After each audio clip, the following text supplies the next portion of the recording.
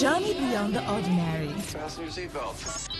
We are not just a station, we are the station. Today, 95.1 FM, the voice of the people.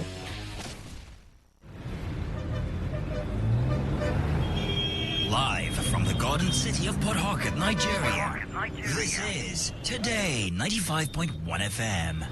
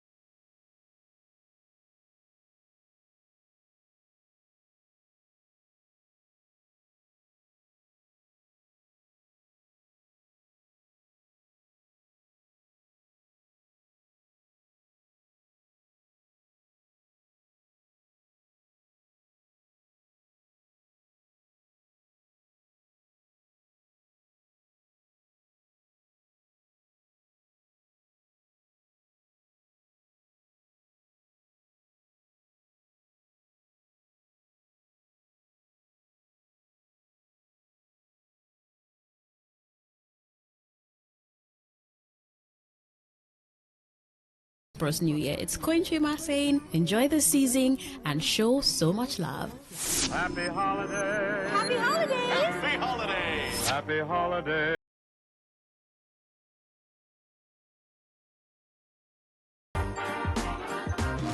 Happy holidays! Happy holidays! The station with the... As the voice of the people, we make sure that no one misses out. On Today 95.1 FM, there's something for everyone. Our tech show, because tech is new money. Our kids show, because we love the little ones. Our Gospelration, because it's the moment of truth. Our High Life show, because high life is vintage. Our sports show with the adrenaline. Our midnight show, because we care about your love life. Our Nostalgia Drive, because old is gold. Our show for young people, because Gen Z code is on. Our Pigeon Bit, because na Naija we day. Our book review, because books are a mirror. Our big stories, because big things only. Our health shows with seasoned health experts, because we care that you're healthy.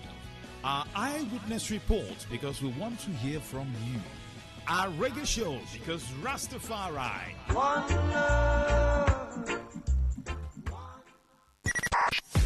95.1 FM, voice of the people. And yes, of course. Good morning. Welcome once again. This is the season, and of course, it's also the season of enjoyment, whining, down, trying to visit friends and families. 13th day in the month of December 2025. We're gradually, winding up the year. So, let's look at insight. And of course, we'll basically take one or two stories. Let's look at, I'm looking at how the ambassadorial nominees are just bowing and going. Just bow and go, bow and go, bow and go. I just also wish that when interviews are conducted, when I mean interviews, I mean in the private sector, they will just also tell all of us, I mean people who came for the interview, bow and go. Is that not so? Well, let's look at that particular issue. After Donald Trump, I wouldn't say threatened, but made a proposal to come and help us, to flush out terrorists. And of course, people started talking about the mediation that even we had ambassadors. It should have been easier for them to mediate, to talk to, the U.S. and some other nations. We had Mr. President rolling out some names for ambassadorial nominees. But if you take a look at the interview session, when you come, I've gone for a lot of interviews, and some of them, even when you think, the interview went well, they will still go and take whoever they wanted to take. So I usually tell people, I say, don't come and waste my time, say they do interview. When you already know that you already have people in stock that you're going to take, so why are you now disturbing me? And here, in our own climb, when they call you for interview, they will give you transport too.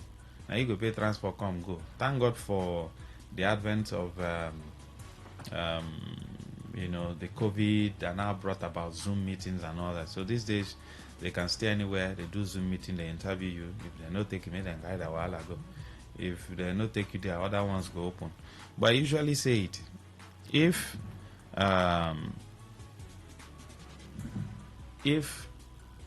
they are not going to take all the people they want to interview, why interview people? Why not go and take the people? You just do your thing. Go and take the people you want to take. You will say, you want to recruit. People will now put in their CVs and all that. And these people are qualified, very good. You will now interview them. When do you think you will resume? They will ask you those kind of questions. Even though some of our interview question is just rhetoric. Same thing they have been asking since 19 Bobore, same thing they'll be asking. So if we hire you now, when do you think you can resume? For your mind, they don't take you finished. Then at the end of the day, now go and take people who didn't even attend interviews. But for the ambassadorial nominees, the Senate session, the National Assembly session, the interview session, they will just take, I saw Senator Itainan. He just took a bow and then raised his stick. He's from Akwa Ibom. Others also, I think it was Reynolds' time that there was some form of rowdy session. Mr. Emmanuel, good to have you. Good morning. Welcome. Thank you very much, Maxwell. Good morning, Nigeria. What's your take on this bow and go arrangement? Well, I think it's become a delinquent tradition of the National Assembly. And I doubt if anybody could do anything to uproot such delinquent tradition. Because it has become a way of life, a custom, a culture for them. So who will remove it? Who will now extirpate that kind of culture which they have indeed established? They've established it because the culture was not created with National Assembly, but they established it. If you look at it, it swims in selfishness. That's what they want is.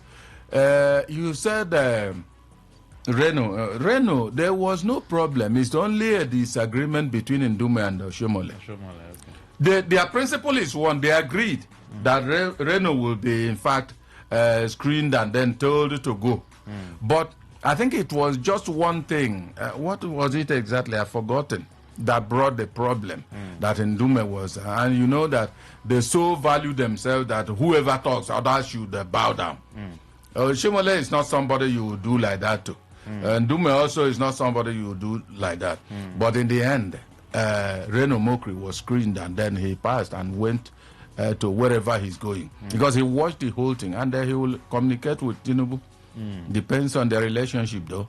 But see, Maxwell, you know, I won't look at it as a delinquent tradition when it comes to the National Assembly members, past members, like Etaina.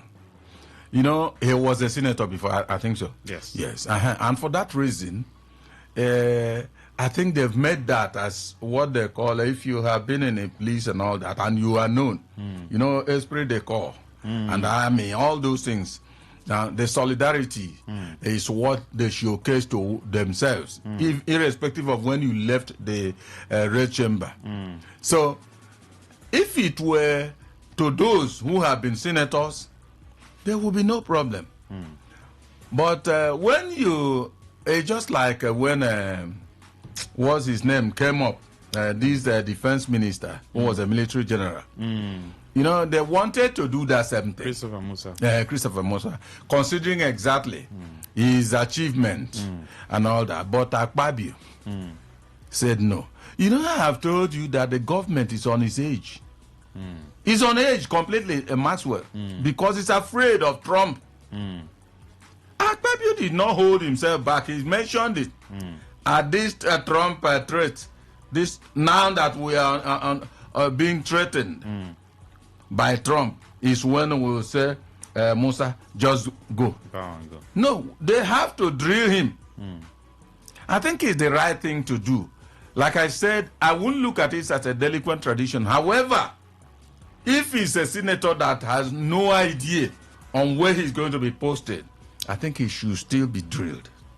So why did they drill Christopher Musa, looking at the fact that this is a general who has been in the army? Or is it because, in quote, some people felt that, they didn't like him, and probably because the government was on the verge of trying to please Donald Trump, in quote, so maybe there might have been some form of international influence to as to who and who they should choose to take up that job.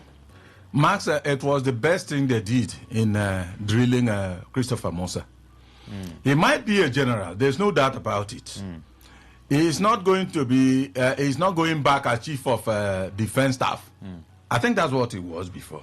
Good. This one is minister. Thank you. He's going to be a defense minister. He draws the, maybe, the architecture he knows he's conversant with it. He knows it very well. But now, the practicality are sitting on, pretending over everything. So there are intricacies involved in the Ministry of Defense that they want to find out. And again, you will not rule out the fact that I said the administration is on age. He is afraid of the Trump threat. And I have said this severally. The president wants to come back in 2027. It's not a hidden fact. And for that, he must follow the war police. That is America. The dictates. And following it will be one of these. They may have said, your defense industry is not performing well. So we want a profile of whoever is going to be that, this and that. Let your National Assembly drill them. Because you know whatever is said is global. So they will show interest. And the administration, because of his desire which is a tradition to anybody that comes to any political office, elected office, they want to stay 8 years. They will comply if truly they want to come back. I pointed out that former President Jonathan may not have come back, not necessarily because of all these things people are bandying about Buhari and all the rest of them. No, because America did not support him. You can see that even while we were looking for a way to buy weapons, Nigeria was looking for a way to buy weapons. Certainly it wasn't Emmanuel Ndukwe. I was not part of them. So Nigeria, of course, authorities of Nigeria were, I'm telling you, Maxwell, who is there anybody that knows me in this country?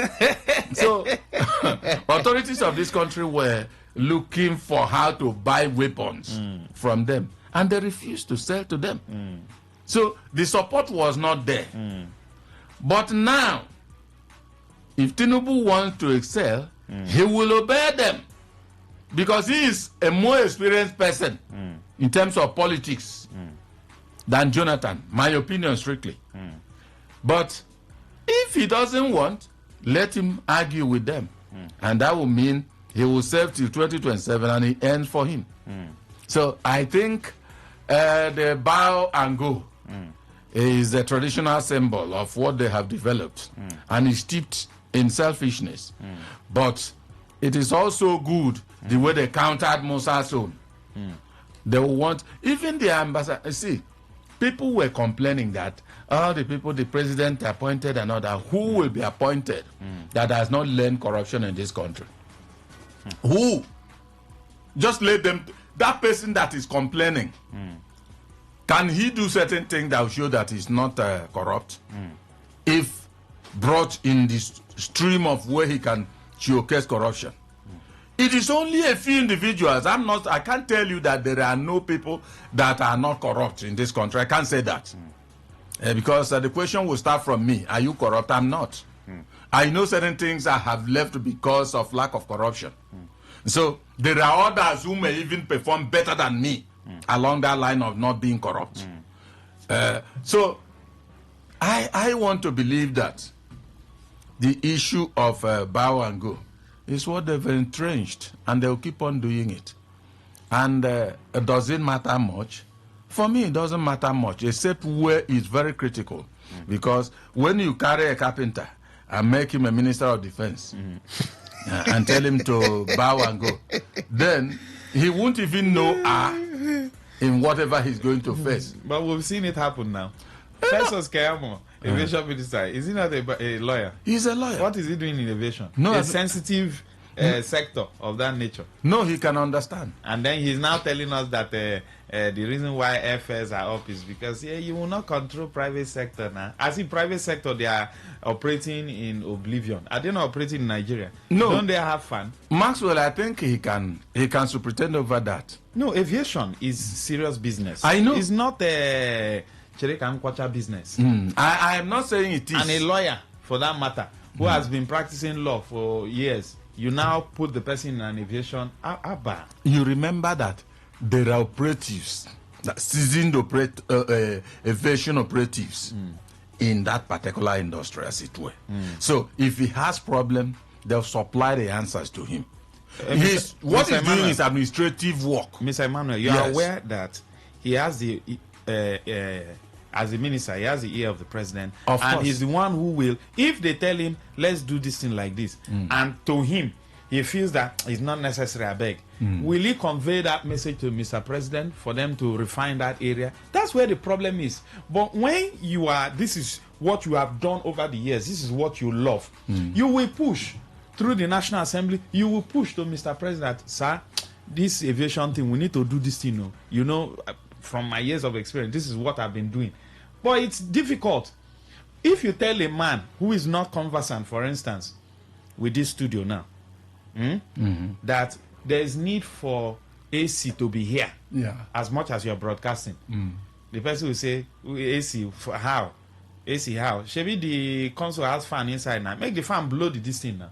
Do you understand? But a man who has worked in this industry, who knows what it is, go say, once he walks in here and the AC is not on, he will say, why is the AC not on? That's the first question he will ask. So, and once somebody is at the head, if you are down here and you are telling even if you are an expert, you are telling the person that, God, this is what we need to do. Say, I better get out. In as much as it does not appeal to him. Now, Maxwell, see, I am highly conversant with what you are saying. However, I maintain that Festus Keyamo or any other lawyer for that matter can superintend over aviation. You see, for instance, when you say he should become, what is he called, Minister of Health, I'll say no. Why did you say no? Let a lot of people not die. So won't people die if the plane crashes? No, they won't crash because there are seasoned operatives there. See, in the health sector, the head is supposed to have at least a fair idea of certain issues to be discussed there. But Festus Keyamo can read this and that in that aviation industry and understand them. But where they are very technical, he brings in the operatives that are masters in that, which there are very many of them there. But administration, because if we are going in that way, nobody should even be president. Well, nobody will go to university and read everything. As President Tinubu is he the wisest Nigerian? But everything they do, they come and report to him. His administration is doing. Where he doesn't understand. Is the administration producing good results? No, you see, it's a different discussion, Maxwell. Maybe we'll go into hardball for that. Because if I tell you now, the political followers will tell you, no, Ogandukwe, you are talking trash.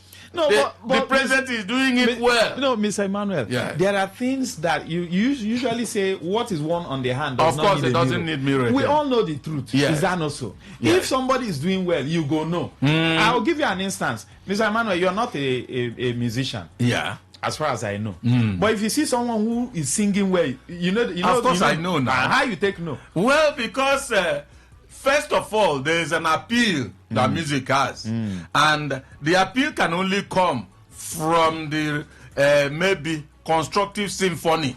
Everything rhyming together. And once it sounds that way and it appeals to me, I'll say, yes, so this guy is a good singer. Okay. If he's given the opportunity with training, adequate training, he will make a way. So who does not know when things are going well? When governance is sweet? Who doesn't know? Maxwell, except a dead person. I have said let's not delve into that. We can do have ball on that. See, as I am, I know whether the things are going well.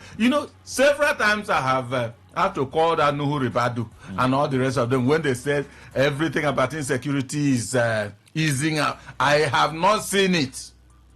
So if anybody is asking whether the administration is functioning effectively, it's a different discussion away from what we are discussing. So the ambassadors, will they do well? Looking at the characters, okay, Zeke Pazu is there. You have Reno Mokrio. Yes. You understand? You see, Maxwell, will they represent us well? When I commented on the ambassadors, I was not taking them one after the other by way of their character exhibition. No. It's a different kettle of fish. It's a different brand of discussion. But whether the president has the right to bring up those things, Tinubu does not know who I am. There's no way he can appoint me. Do you understand me? You can never, if it is just like you, if you don't know me, you can't call me for anything. You will only call even if the people you want to call are very bad in character, you will try to speak to them so that they can at least pretend to have shared some. But President Tinubu, as a man who has been in politics for years in this country, he knows people with integrity and character. He knows now, but you see, not Kelly now, Maxwell. You see, your charity begins at home, but it should not end there. So it should go outside. When you are talking about he knows those with integrity, does himself have integrity? I'm not looking for an answer. Okay. It's rhetoric. It's rhetorical. Does he have integrity? See, you cannot give what you don't have, for instance. Now, if he is somebody that has integrity and somebody who decides, because remember I have said, the other day I said, if it were in Iran, the president like this, since we don't have another person bigger than the president, will be the supreme leader, at least in politics. So He can decide to call somebody who has bad character. And to him, by his esteem, he is indeed having integrity. Whatever you are saying is on your own. On your own. So for me, I don't think about all I know is that he has a right to have drawn up the list. Those are the people he knows. Those are the people he believes in them, either politically or with genuine mind. Because there are two ways. You can accept something because of politics, which is steeped in selfishness, or with genuine mind. So he had brought them. Okay, but all the rest of them, they are going to be ambassadors. And there's nothing anybody can do about it, though. It's just like when he made that his pardon, a prerogative of mercy and all that. The Supreme Court has upturned now. The Miriam Sanders said he does not even have any right to do that when that case was still on appeal. Maxwell, you know, the same Supreme Court, though, Emmanuel Ndukwe, listen, Emmanuel Ndukwe is not anybody. But Maxwell, before I open this my mouth and say something, there must be weight behind it, whether anybody accepts or not, because my head, as they say in local parlance, is correct. I said it. That Sanders, I pointed that one out. I said no. I am not comfortable with the mercy shown that woman. Invariably, they are saying if a man kills the wife deliberately, that the man can receive pardon. And that the trend will go, if a woman kills the husband, he should receive pardon. See, there are iniquities that are unforgivable. Even in Bible, when you are saying is against the Holy Spirit, is gone. No forgiveness. So, but he did it now because he has the power. Now those who have power, legal power more, have upturned that. I also said there was going to be a review. So that means Supreme Court has power to upturn Mr. President's decision. The Mr. President is not the Supreme Court, though. You see that? You listen to me. No, I know why I'm asking you. No, I know why you are asking, and that's why I don't also want to come out here. Let me tell you. You know, that's one thing when a journalist is interviewing a journalist. It's a very difficult. I'm wondering. So Supreme Court can upturn Mr. President this thing. See, okay. Ordinarily, once things don't mirror the straight way, the Supreme Court should upturn it, irrespective of where it comes from. It is a collective power bestowed on the Supreme Court. But things are not that way. I tell you, I said there was going to be a review. And for the very first time since I started seeing that, it experienced a review. So that is the way. Even this, as for the ambassadorial list, Maxwell, the president, has done his job. And anybody that has case against any of the nominees should file that case in court. It is the court that can stop them when the review go through whatever is proven as evidence. Won't that be an academic exercise? I don't know. Won't they declare judgment? I don't know what is happening by this one. Make attempt first. Let's see whether it will be academic or not. Declare judgment when the people are finished serving as ambassadors. That is it. But it's been happening. I think was it. Can't remember a governor that said whether he remained 2 years or so, and then he was sacked. I said, what remains? He has been a governor now. All right, please join the conversation. We're looking at, the bow and go, trying to, while the National Assembly, they were busy interviewing the ambassadors. I mean, these are guys who will represent us.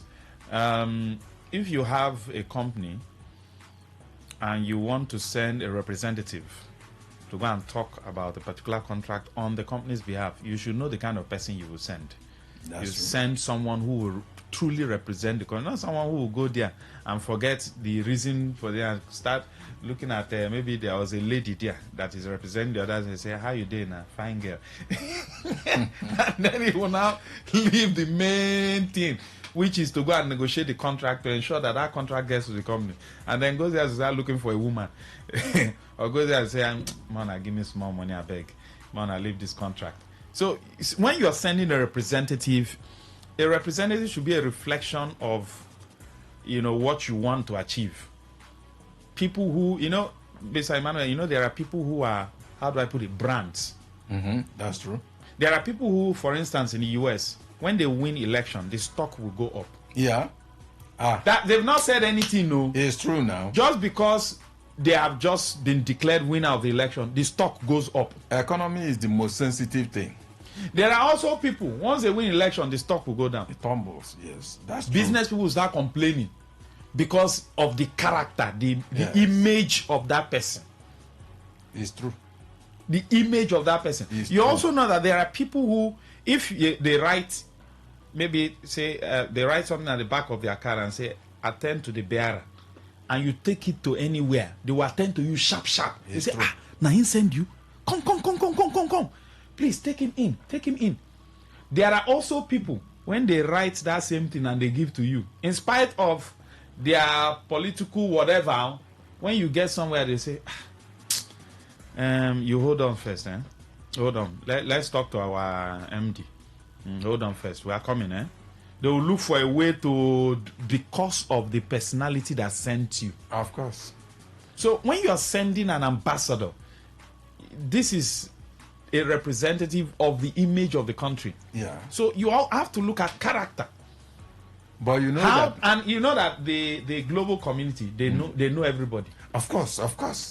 Nothing is hidden. Nothing is hidden. But Maxwell, you also know that a country can reject the nominee sent to it. It can reject a nominee sent to it. So why not we leave drinking Panadol over the headache of whatever? You see, whatever a man is doing, we'll follow him.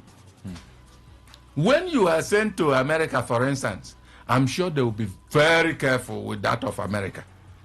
Because there are people they will send, they will tell you, these are people who are not afraid of anybody. They will tell you, we don't want this. In fact, he does not qualify to be in the United States as an ambassador. Just like somebody who can't enter there. Of course, who is now working here in the government. And there's nothing you can do. The ones they reject you. Simple. So they will bear the brunt of whatever their character have been. All right, please join the conversation. 0810-9510-951. We have to also talk, and then we'll expatiate on the conversation. We got into the Mariam Sanders case that, and I ask you, so Supreme Court can upturn Mr. President's arrangement? Well, there are areas that Mr. President does not have power to adjudicate on. You know that this particular issue, I think that particular case, whether it was an appeal, I can't remember. It was an appeal. Thank you very much. That's what they even stated. I don't know. That Mr. President does not even have power. That's what I'm saying. To look into that matter when that matter was still in appeal. So I was that wondering, question. is it that there was no Attorney General to advise Mr. President? Oh, Maxwell has come again. Oh, you see? No, but that's what Latif Fagbemi is one of Nigeria's most respectable SAN. So what happened? Thank you very much. What happened? Politics has a way of neutralizing substance. I'm telling you. Now that Fagbemi has entered, I can't remember exactly. There was one thing I started looking at ever since he assumed the office of Attorney General. I started saying, is this Fagbemi talking or another person? You remember even the case of River State? He was justifying it. It was the case of General. It was the case of River State. The blue pipeline here. Even me, who is not a lawyer, Maxwell Fagbemi was saying that, and I was wondering, is it Fagbemi that is talking? My brother, leave it. So, was Fagbemi not there to advise Mr. President not to? As a matter of fact, I'm not sure Mr. President will move in on his own into that kind of issues without Fagbemi giving him support. I'm not sure. So, where was he? And I'm not a lawyer. I didn't read anything about law. But I pointed out that. Let me even read it verbatim. Justice Moore Adumain delivering the lead verdict held, and I was talking to one of my colleagues this morning. I said, this name is not, we don't usually hear this kind of names. There are names we usually hear in some judgment. Yes. Somebody from a particular party called them judges of particular concern. I don't want to go in deep into that, Delivering the lead verdict held that it was improper for President Tinubu as head of the executive to exercise his pardon powers in a culpable homicide case while an appeal was still pending. It stated there, black and white, bomb quem. Well, I pointed it that the case. So is the law from the side of Fagbemi different from the one from that Justice Moore read? It's not. It's not. I always tell them, and Fagbemi is he has reached the highest level of being a lawyer. I don't know. I really don't know. Let's take calls. Good morning. Yeah, good morning, Maxwell. Go ahead, sir. Special Douglas. Yes, sir. I want to comment on this president's prerogative of mercy that is rebutted by the Supreme Court. Besides the fact that it was somewhat because the case was in court, I've always said that in as much as the president does not have that power to declare someone guilty, he lacks the power also to declare anyone innocent. You see, this is why I will disagree that politics is mathematics. If the president decides that this thing should be, and it is not, it automatically turns the equation. Mathematics is 1 + 1 is 2. Where a Supreme Court will decide that, for instance, I'll give an example, the House Assembly members partly defect. So, I don't understand how you're joining the issues. Please, let's go forward. Keep the conversation simple so that people understand. Yes, good morning. Hello, good morning. Yes, please go ahead. This is Honorable Chris. Go ahead. Okay, good morning. Good morning, man. You know, every time I quote about Nigerian politicians and their character, I don't really, it's not a surprise. What is going on, something that is going on in Nigeria, to tell you the truth, I am surprised that the kind of politics, the kind of leadership, the kind of leaders we have in Nigeria, you don't expect that Nigeria will just change overnight. Since 1960, Nigeria will get better. Nigeria will get better. Up till now. All right, thank you. Please stick on the issue. Two major issues. Good morning. Hello, good morning. Yes, please go ahead. And good morning, sir. My brother. I greet two of you because you see, you people have been doing a very nice job in this content. If it is to recommend, I will recommend you or Emmanuel Ndukwe, Max, and the other guy that analyzed in the morning, Kelly. Please, I beg two of you. Let's look at the issue. We don't have time, sir. Okay, on the issue, you see, the ambassador Mini, understand, when the head is rotten, don't expect the neck to be good. Understand? If you look at the whole scenario that brought the Mr. President being the number one person in this country, you will see that it's clear way. So people need to know the truth. People want the truth. Despite how many years the truth will last, people want to hear the truth. So no matter whatever, the truth will come up one day. Thank you very much. Good morning. Hello, yes, good go ahead. Good morning. Okay, good morning, sir. Good morning, my brother. God bless you, sir. You know, since last year, you start seeing iniquity. That's when I started to see that you become angry. But thank God for you to change, to join the wagon of the truth. My name remains Prince O, a.k.a. Truth is Vita. Okay, man. Bringing this man to aviation is just like what you're saying, a carpenter to be a doctor. A doctor was given Minister of Labor and Productivity. How can Nigeria work well? In the aviation industry, there are those that read the science. You have some retired captains that have gone through so many countries as a pilot. You don't bring them in, they will have to strengthen the aviation industry. Then you bring a man that because he'll be able to cover one pulling unit for election, and you give any post in order to compensate him. Now, let me ask you again, man. You're an Igbo man or a Nigerian, and you know Abia State very well.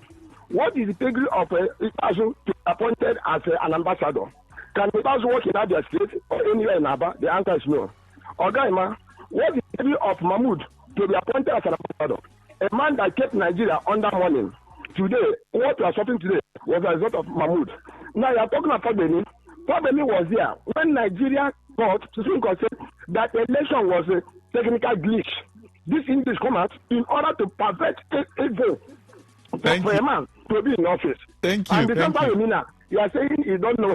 What did you know? Listen, when a he-goat starts chasing his mother, you don't need to pursue him because it has been a culture. Thank you. Thank you. Good morning. Hello, Maxwell. I'm back. My network. Quickly, sir. I was saying, you were wondering if I was mixing up the issue. No. I was trying to elaborate that politics does not fall to emotion. Whatever we feel, whatever we may assume, does not concern politics. So what the president did was basically emotional to me.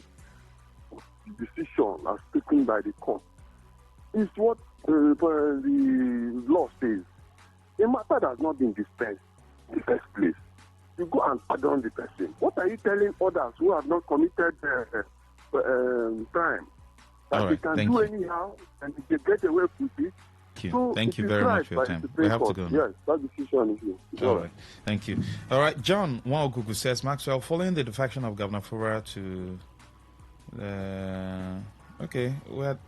I think this was for a wine. Okay. The message came in late. So sorry, sir.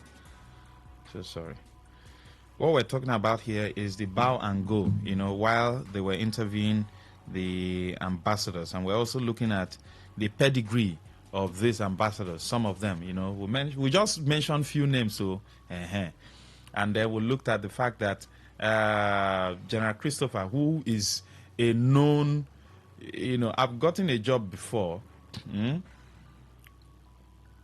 based on the fact that I was on the job, like the person, I didn't know the person was listening to me, following me.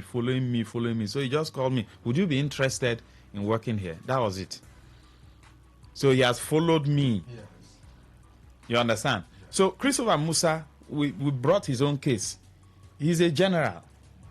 And of course, in the Nigerian army, from what we heard, that he's highly respected. The truth of the matter is that even if people hate you, Mr. Emmanuel, if you are good at your job, they know. Of course now. No matter how they hate you, they know that, leave him. I give it to Mr. Emmanuel Ndukwe. You see, for this work, inside being work, the person might hate you for any other reason, but for this work, leave him. Like on the street, they'll say, left feet. Leave him for Mr. Emmanuel Ndukwe. Do you understand? Yeah. So even if the person is talking, the person will not say, he does not know his job. You only say, why is he always smiling? Mm-hmm. Why does he have bald head? Now that one would they talk? Would they talk? They walk. He doesn't want to keep that. He has a heavy dog. So if you look at the ambassadors, I kept on asking, these are our images outside the country. Let's look at the antecedents. What have they done in their previous post? I brought in Okeze Ikpeazu. He has been a governor. And we all know, what happened in Abia State. There are names you will call in this country now, and people will say, Maxwell, let me tell you. A summary of the whole thing. No human can run away from his shadows. So when they give you this job, do it well, because your shadow is there. When you want to run because you didn't do it well, you cannot detach your shadow from you. You can't run and leave it.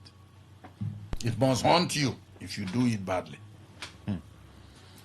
0810-9510-951. We have just a few minutes because we have a commercial coming up. So feel free to join the conversation. What's your take on the bow and go kind of interview that the senators were giving to the ambassadorial nominees? Senator Itainang, Reno Mokri, and a whole host of them, Mahmoud Yakubu and co. It's just like when people are talking about judges and then people make reference to Oputa. Why? Why would you make reference to Puta? Yes, because people were seeing when he was here with us, and then they were seeing exactly his outworkings. His outworkings were very glaring to everybody. Good morning. Good morning. Yes, go ahead. Sorry, good morning. Good morning, sir. Go ahead. See, there's nobody you appoint in this Nigeria that one person will not complain. You appoint this one must stay. He has not done anything. So you don't have perfect human beings. So to the president, those he has appointed, those are people who can do the job. So I think it's okay. Thank you. But even if people must talk, Mr. Emmanuel, just like you said, you can't run away from your shadow. There are things people should be able to. Okay, for instance, in this state, when you talk about governors, why do people make reference to Amechi? Was he perfect? No, it wasn't to Maxwell. So why do they make reference to him? I, in the studio now, I have said it until this current one finishes. For Amechi, he is the best governor I've had in this state. Why would people make reference to? Was it that he was perfect? No, he wasn't. Nobody is. Nobody is, but at least I was monitoring what he was doing. All right. And I saw them as being people-centric. Good morning. Good morning once again, the people. Yes, go ahead. In this situation, is a situation that we call Madonuneme Omenelu Hapuga Omenala. Someone that lives to do the right thing and be doing the wrong thing. So that is the situation we find ourselves in this country. All right. Good morning. Good morning, Maxwell. Yes, go ahead. Yes. The question is, the people that want to interview you, do they even know what questions to ask? And go. Maxwell, you're a journalist. I'm not. If I'm opportune to interview you, I don't even have questions to ask you. I don't know what question to ask based on journalism. So I'll just say, Maxwell, you are qualified for the job. Take a bow and go. Thank you. Thank you. Okay. John Wagugu says, Maxwell and Emmanuel Dukwe, in my view, Festus Kayamo as an administrative head can manage the aviation industry.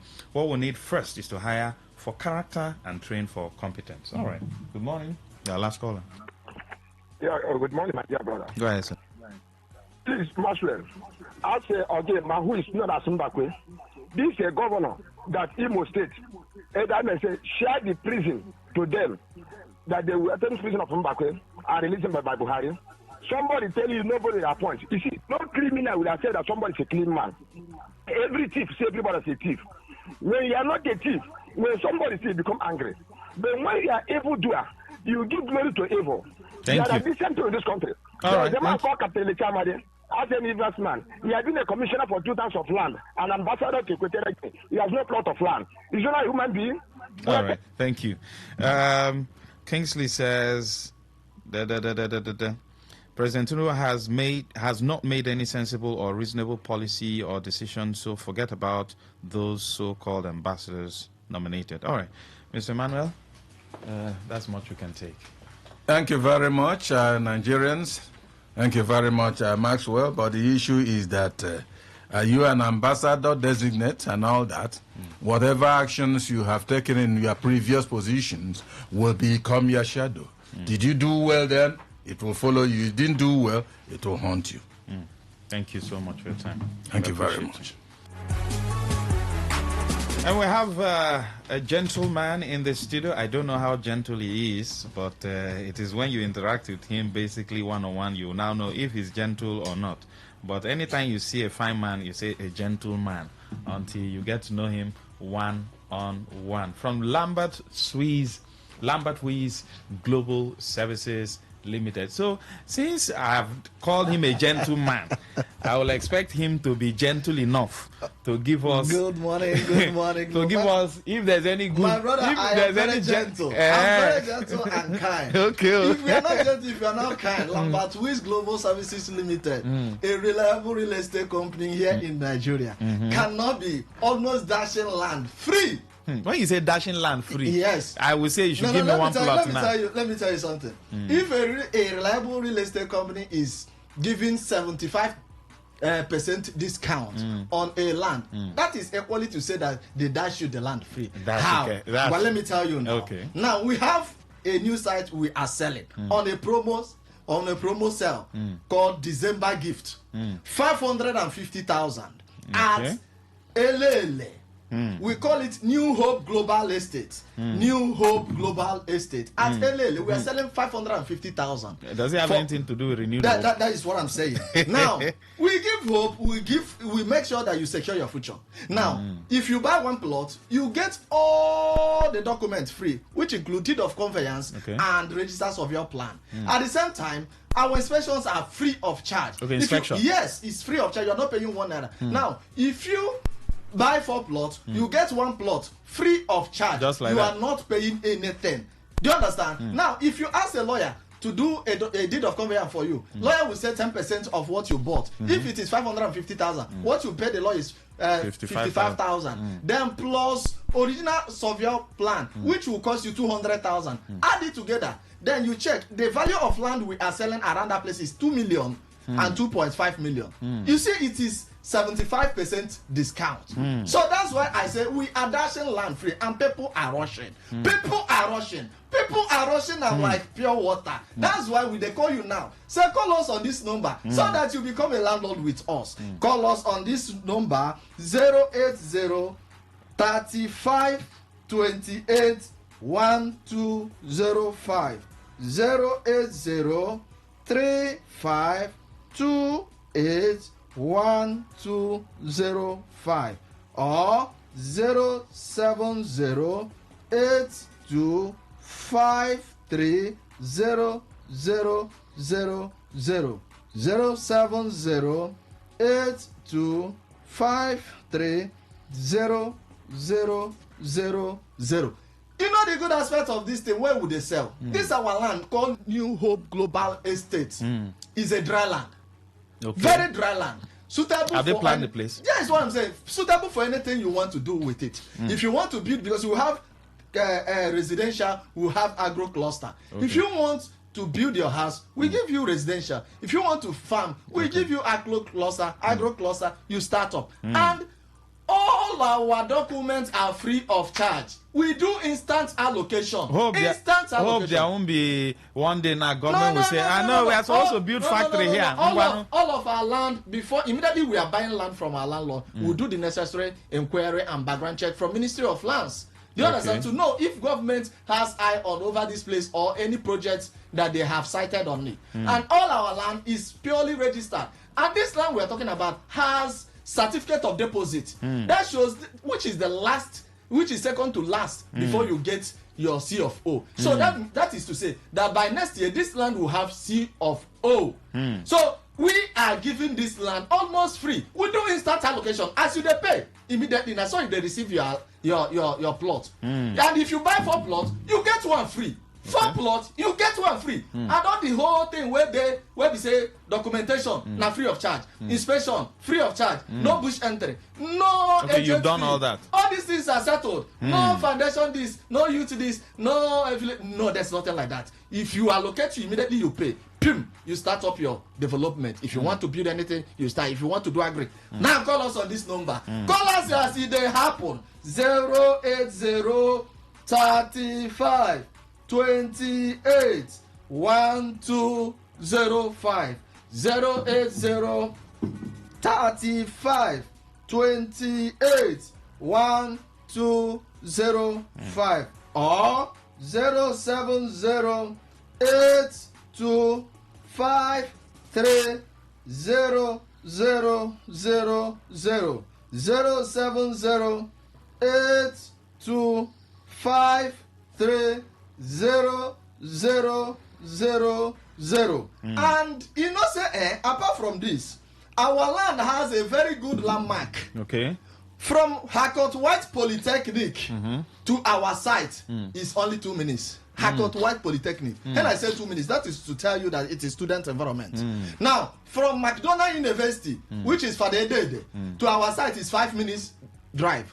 From Wigwe University to our site is 8 minutes drive. From Port Harcourt International Airport to our site is only 10 minutes drive. So waiting you dey wait. Waiting you dey wait. The only gift where you go give yourself for this Christmas as we dey carry and give you nyafu nyafu. As we dey carry and give you free of charge now to buy land, become a land owner with Lambert Wiz Global Services Limited, a reliable company here in Port Harcourt in Nigeria. We are duly registered, and since our 5 to 6 years of experience and doing business in real estate, we have never gotten any client when complain say we no give them land or our landlord complain. No. There have been a lot of testimony moving around. So no issue. No issue for past 6 good years we've been existing. You know, it's when somehow person buy land, you can't hear story. We have a high level of integrity that we protect. That high level of integrity, we cannot go below it. Okay. That's why people are recommending us. That's why you don't see us from abroad. People they call us, we they do this program. People they call from abroad. Some not even come to site. Some they pay because of testimony where other people they give them. Go to Lambert Wiz. They are reliable. They are the owner of New Hope Global Estate. Where they for Elele, Ipere local government. And Elele is located at, Elele is in Port Harcourt City, in River State map. Those communities where River State government brought from local government to join Port Harcourt City, which is the capital city of River State, Elele follow. Just like Obiapo, you talk about Igrita follow for Port Harcourt City. So Elele follow for Port Harcourt. If you buy land from our site, will be New Hope Global Estate. That is the same thing that you have land at GRFS1. Only the difference between is that the high level of development at GRFS1 has not hit into our own at New Hope Global City LL. But sacrosanct development will come. That's why you need to call us on phone number. Call us now as it may happen. 080 35 28 1205. 080 35 28 1205 or 070 82 53 0000. Now, people asked me yesterday, I told them, say, as we are now about to live, as we are leaving 550,000 today to sell 1 million. Those people went by yesterday and backward are enjoying their return on investment. Just a couple of days. Something where they buy 550. They are now, their land has appreciated to 1 million by tomorrow. So somebody can buy and resell. Yes, we can equally buy back from you. Is the place yes, we have started our perimeter fencing. So before 2 weeks today, before 30th December, all the land will be fenced. Do you understand? And even our solar street lights, we now have started fixing all these things. Wow. That is to say that we are prepared, we are reliable. Call us on phone number now. 080 35 28 1205. 080 35 28 1205 or 070 82 53 0000. 070 82 53 0000. And you know, you can pay part payment. You can pay part payment of 300,000 and have 3 good months to complete it. Do you understand? And if you can't get us, you can come to our office at Kings Plaza. Kings Plaza is located at Port Harcourt Road, Elele, Ipere local government. Immediately you get to Access Bank. If you are coming from Igrita, just tell your driver that you are stopping at Access Bank. If you look up, you see a plaza painted yellow. We share fence with Access Bank. Now call us on this phone number 080 35 28 1205. 080 35 28 1205 or 070 82 53 0000. 070 82 53 0000. Thank you. Call us so that you become a landlord with Lambert Wiz Global Services Limited. Thank you very much for coming. Thank you, brother. 95.1 FM, voice of the people. And we're back. Christmas come only once a year, so they say.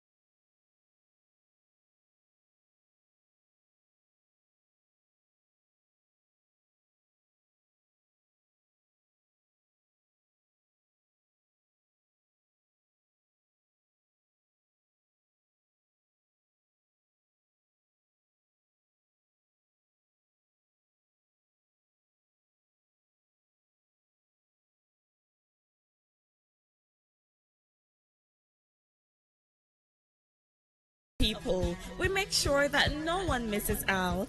On Today 95.1 FM, there's something for everyone. Our tech show, because tech is new money. Our kids show, because we love the little ones. Our Gospelration, because it's the moment of truth. Our High Life show, because high life is vintage. Our sports show with the adrenaline. Our midnight show, because we care about your love life. Our Nostalgia Drive, because old is gold. Our show for young people, because Gen Z code is on. Our Pigeon Bit, because na Naija we day. Our book review, because books are a mirror. Our big stories, because big things only. Our health shows with seasoned health experts, because we care that you're healthy. Our eyewitness report, because we want to hear from you. Our reggae show, because Rastafari. One love.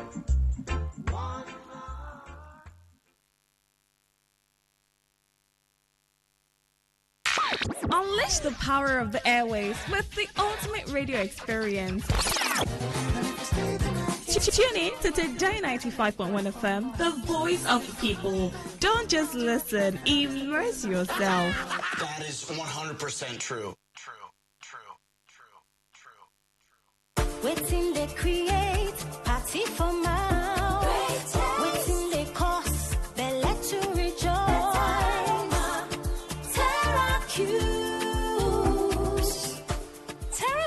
cube turns your meals into a masterpiece. Unwrap joy, unleash taste. Hey, come cook with Terra cubes. Come cook with Terra.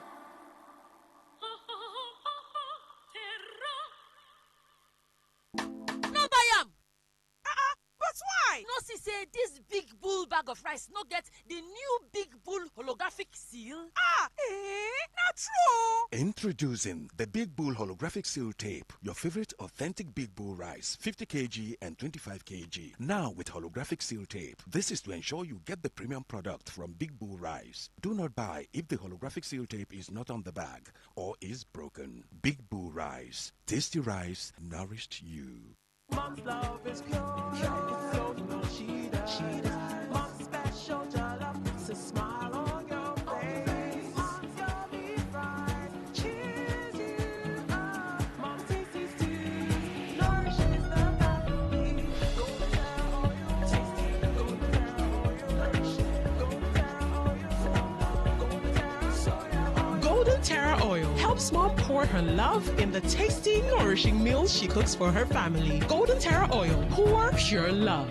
Port Harcourt, are you ready? Today, 95.1 FM, the voice of the people.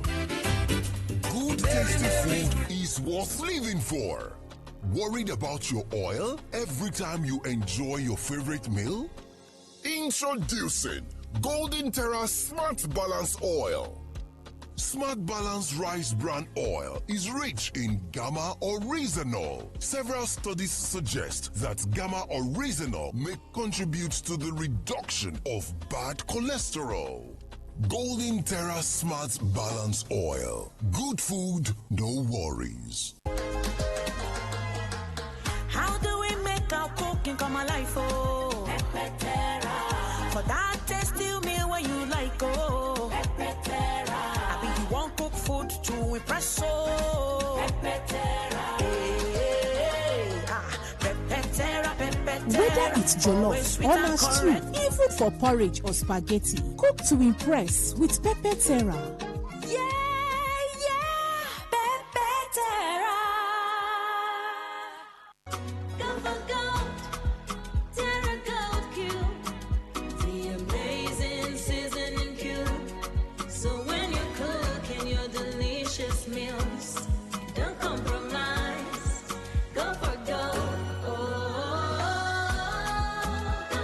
Rich, consistent taste for cooking mouth-watering soups, stews, and jollof. Choose wisely.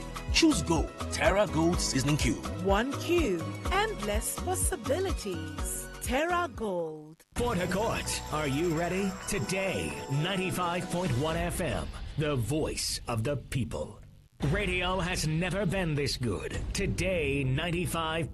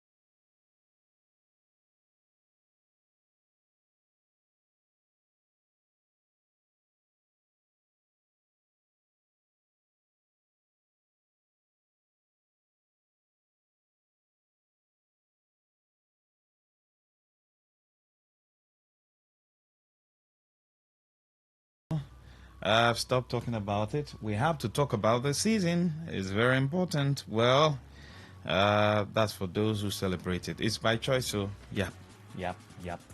But, you know, it's also a season where people come together, families, people travel, you know, friends and families you've not seen for a very long time. You just have to move from point A to point B. Unfortunately, or fortunately, transport fare is high. And that's one of the things bedeviling Nigerians. Government ought to make life comfortable for people.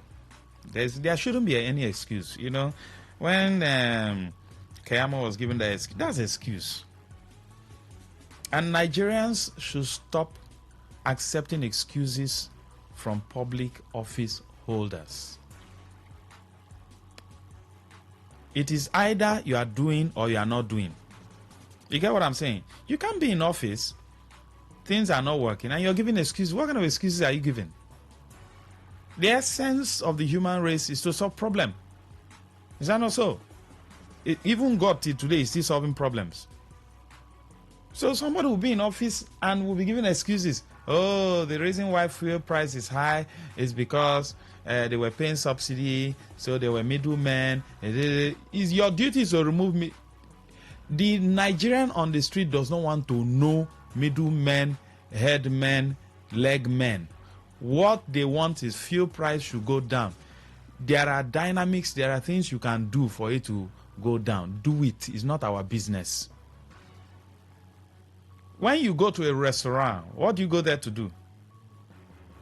I'm asking, what do you go to a restaurant to do? As in what you call restaurant. Is it not to go and eat? Good food, right? You have your money. If you reach there and they start telling you, the soup, because we couldn't see red oil, that's palm oil, so there's no palm oil in the soup, how would you look at them? You walk away and look for a restaurant that is ready. What you want is food ready? Give me food, make I chop. Which one is there's no palm oil, there's no salt? What's my business with that? So people in office shouldn't be giving excuses. Although the reason why they're even giving excuses is because you are accepting the excuse. Somebody is in office enjoying the paraphernalia of the office but giving excuses why things are not working, and you are accepting it. You self, that means something is wrong somewhere now. Somebody is enjoying. He is not complaining that this office is, the money is too much, I'm enjoying too much. He's not giving excuse that they should reduce my allowance. Reduce. How can I be driving bulletproof car? No. Give me Toyota Camry, make I just drive. He's not giving excuses on that in that direction, but he's giving excuses why things are not working for the benefit of the people that he, in quote, is overseeing. Hello.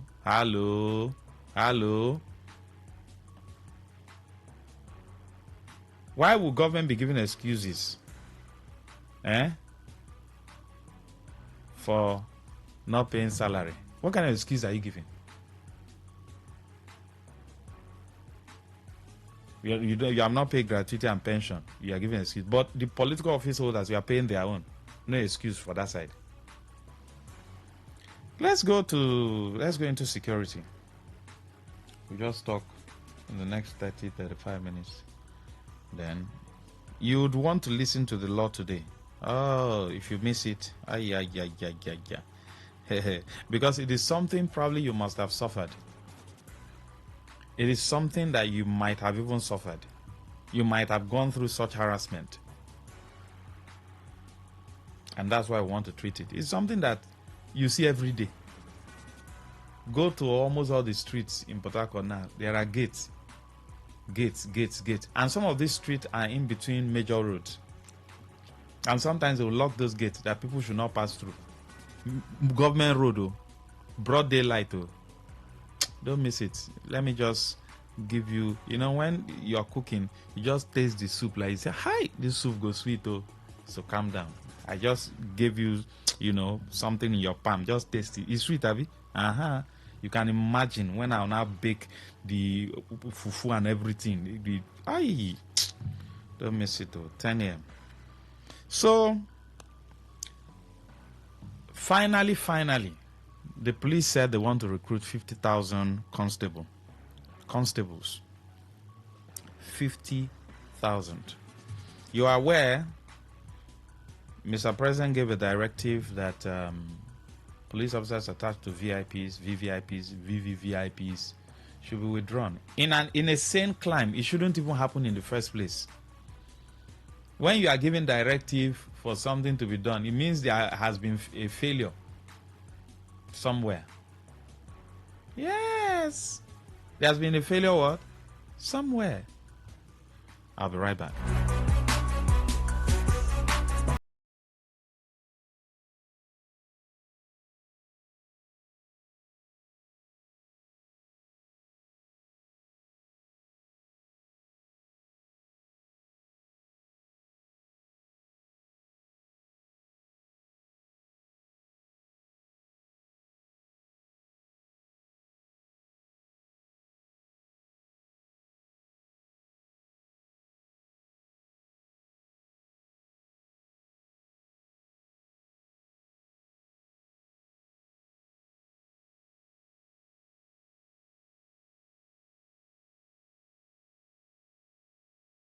All right, welcome back. Yes, that's why I'm a human being. When Mr. President or anybody is presiding over a meeting and he feels like, the bladder is full, that one, no, Mr. President, you must use the loo. So, Mr. President said, withdraw them. It means there have been a failure. Because why would the police officers who are supposed to, some of us, we watch MI6, you watch American movie and other movies, across the globe, and you like the way the police officers are stationed by the roadside. When anything happens, swift reaction. You call emergency, they land in 2 minutes. You like Amabi? You like it? But when you come your own country, you say government is doing well. Why is it that when you call, you don't get soft, sweet reaction? But you say government is doing well. Those places you see those things happen, those things were done by human beings, not angels. Human beings brainstormed, fixed the system, put structures in place so that things can work, so that human beings can live in a serene. That's why they call them sane climbs. Saner climb. Not that we are insane here, but the way we do things. How do you have one celebrity who carry 3, 4, 5, 6, 7 policemen that are supposed to be protecting people? So okay, now the celebrities, politicians and co, they should choose one country and go, right? Carry out the police. Make the remaining citizens stay for this side, then form their own police. The average country, the policemen are supposed to ensure that there's law and order on the streets across the nation, not to be protecting celebrities and politicians. A minute population. So you can now see that we are under police. So sometimes I feel for the police officers, even though I'm also of the opinion that all this staying on the road, collecting money from people, harassing people, it won't solve the problem.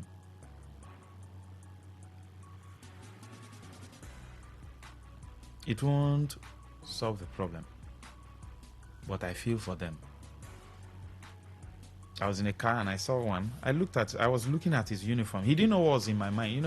The average policeman, each time you're looking at him, or he feels, says, wait till they look. That's what he told me. I just smiled. He didn't know what was going on in my mind. I felt bad that from the crown of his head to the sole of his feet, He wasn't looking like a police officer. The dress, turned, the shoe, and that's someone who is serving the government. The government is supposed to dress him up. The government is supposed to kit him up. The government is supposed to buy kits for him. The government is supposed to ensure that he looks good. But look at the way he looks. So I was feeling bad in my mind. I said, see my country. Okay, look at the police college. I'm going somewhere. Look at the police college now. When the committee came and said, they didn't know it was this bad. So you were living abroad 35 years ago. You just came back. No, Namigo no say the place they bad. So we are under police. These days now we quote 200 million. We don't even know the actual number. But we are under police. So the police have decided to recruit 50,000. I'm going to take this conversation from different angles. You already know the insecurity in town. When I mean in town, I mean in our country. Everyone is concerned. Maybe except those who are at the helm of affairs, because they have maximum security in quoto. Because I usually tell people, if you like, put all the police officers around you. Anything that wants to happen will happen. Life is in the hand of God. So all these carry police officers full everywhere. Ooh, when it wants to happen, it will happen. And our elite should know that. They should know that it's not the police officers that is saving them. It's just because God just wants you to be alive. Why are you carrying shoulder up? Can you create one life? If you sleep, you don't wake up and call. Life is in the hand of God. Yes, we need physical security. That's wisdom. But now packing all the security agencies that also protects the people. You see, when the governor is going somewhere, see security everywhere. If you have created employment for the people and people are working, and insecurity is down to the barest minimum, are you going to carry security up and down? You will not. There will be no need. In your own community, local government chairman, you're carrying how many security? You dey fear. You don't want to die. You don't want people to attack you. It means something is wrong. And we all know the truth. It means something is wrong somewhere. So how come the police officers are supposed to be protecting the people? The people are left vulnerable, and then only you have 10 police officers. You had DSS, you had army. This 50,000, firstly, will they follow due process? There was a time the PSC, they were having issues with the police force, that's the Police Service Commission. This one was accusing this one of imputing names. I think during the Buhari's period. This one said, no, we did not impute names. They were having issues. When it comes to recruitment, you ask the average youth on the street, government is recruiting. They say, I believe those people. They don't choose the people they want to finish. Go and ask the average youth on the road. Say, the youth will tell you why they need to advertise CBN recruitment and those NMPC and those ones. Now, these ones, they can't advertise. So, will it follow due process for those who will be interested? Like I said, I'm going to look at this conversation from different angles. For those who will be interested in joining the police, will they follow due process? When I mean due process, people applied, and then of course the federal character principle will be there. This zone, this zone, and all that. So they will share the 50,000. But are we not going to have our Ogbonge guys?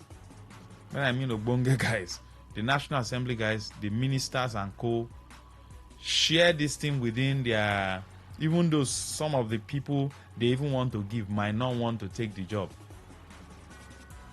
And then they will now leave like 5,000 to the general public that will apply. That's one. Number two,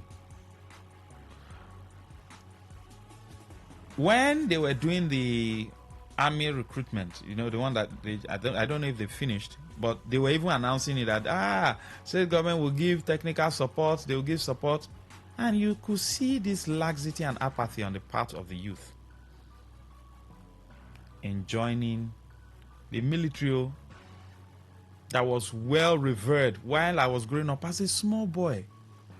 You hardly hear that they killed one military man. No way. Where? How? Come on. You don't hear that. These days now, our military men are just... And you hardly see the military on the streets then. You hardly see them.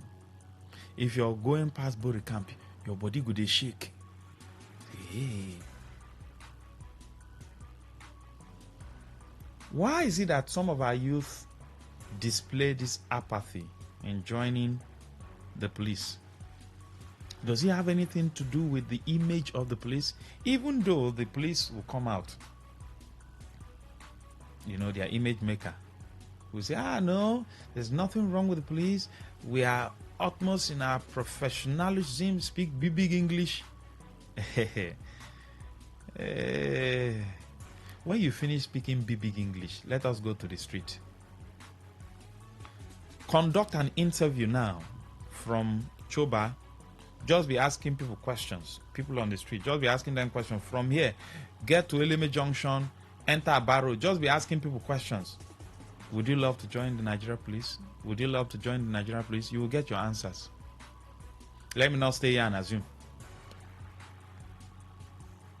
Why is it that some people display that? I mean, this is a system that people, you know, desired to join them. When I mean then, maybe 20 something years ago, at least I was still a small boy. Yes. People desire to join. You hear some people say, today now, if a child, the parents ask you, do you want to join the police? The average parent now, you who is listening, if your child say he wants to join the police, Nigerian police, not US police, where do you go talk?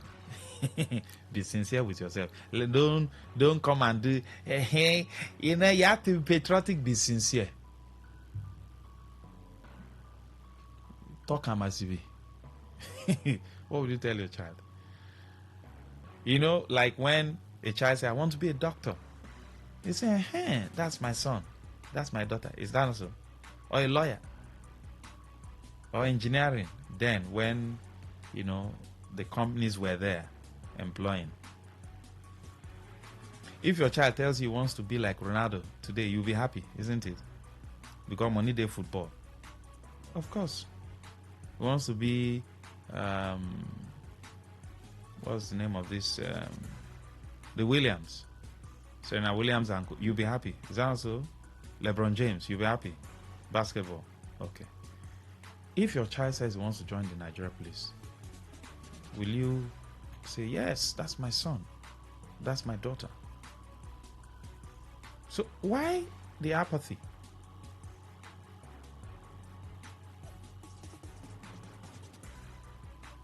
In this region and in some other parts of the country, I asked the first question, will they follow due process? When I mean due process, there will be a pool of applications across the nation. The PSC versus the police, looking at the accusations they were accusing themselves then that, oh, the imputed names and all that.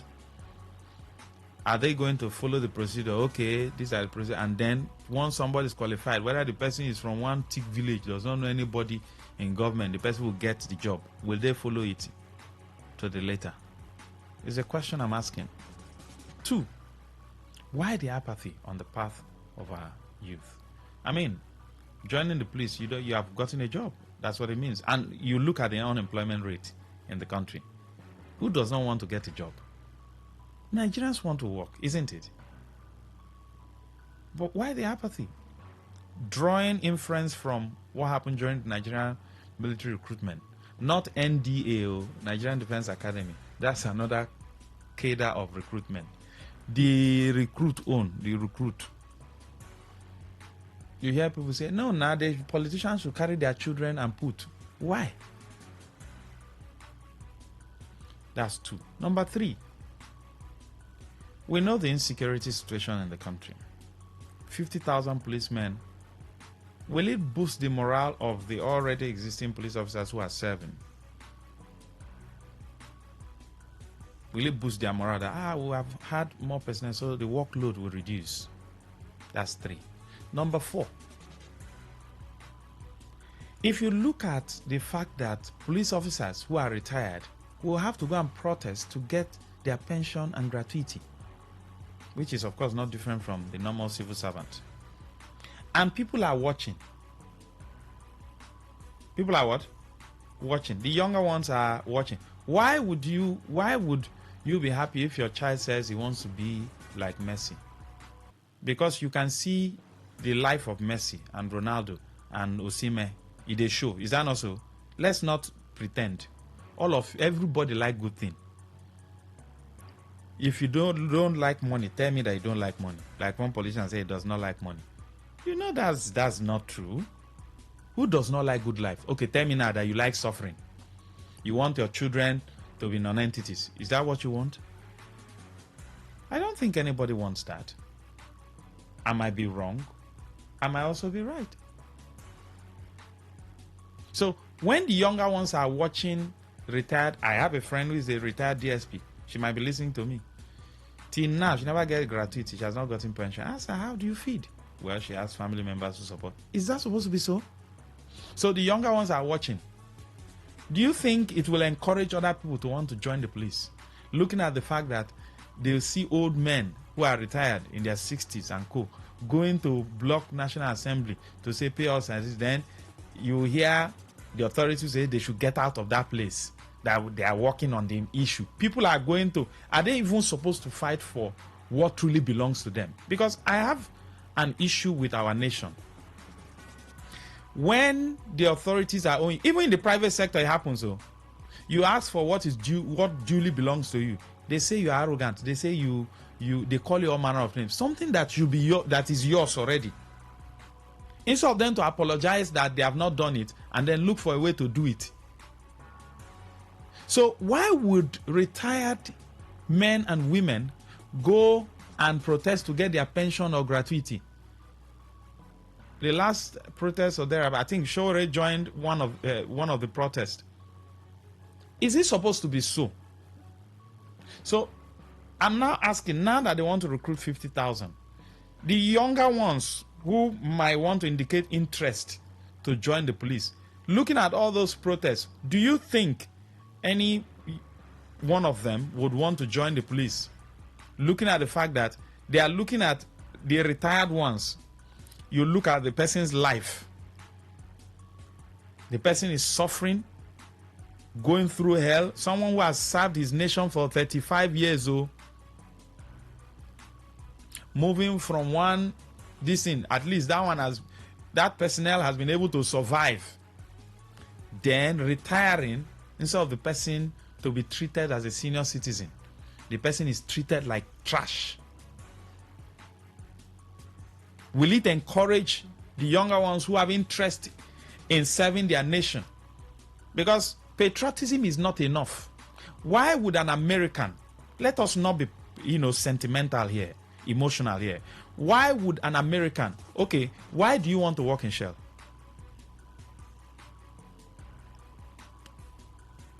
Huh? Why do you want to work in CBN? Why you not work as security guard? Oh, you like good thing, eh? So why would an American tell you, I am an American? Because his country cares for him. The senior citizens over there, the retired Army, Navy, name them. The government takes good care of them. At least I know someone who worked there. He's late now. I was still close to the family. When he came back, his pension was coming without, he was in Nigeria already because the children said the children are doing well. Say, Daddy, come back. Why are you? And he had prostate and all that, so they were managing him. By the time they convert his pension, it's close to 1 point something. He was a retired teacher, but he was presently in Nigeria. So each time his pension comes, he will buy things for his grandchildren. So the grandchildren told me one of those days he was sick. They took him to the hospital. I visited them. And I said, where's Grandpa? They say he's in the hospital that they don't want Grandpa to die. They want Grandpa to live forever. I laughed. I said, children, because of waiting Grandpa, they buy phone. So that's to tell you everybody likes good thing. So the police officers who will go and protest for their right, will these younger ones who want to, will there be morale to say yes, so that when they retire, they will also be protesting and they will tear gas them back. They will go and protest for common gratuity and pension that automatically you should get 1-2 months after you retire. Because the oil companies, they pay gratuity early once you retire. It doesn't take long. Which system do they use? The same oil company is operating here in Nigeria.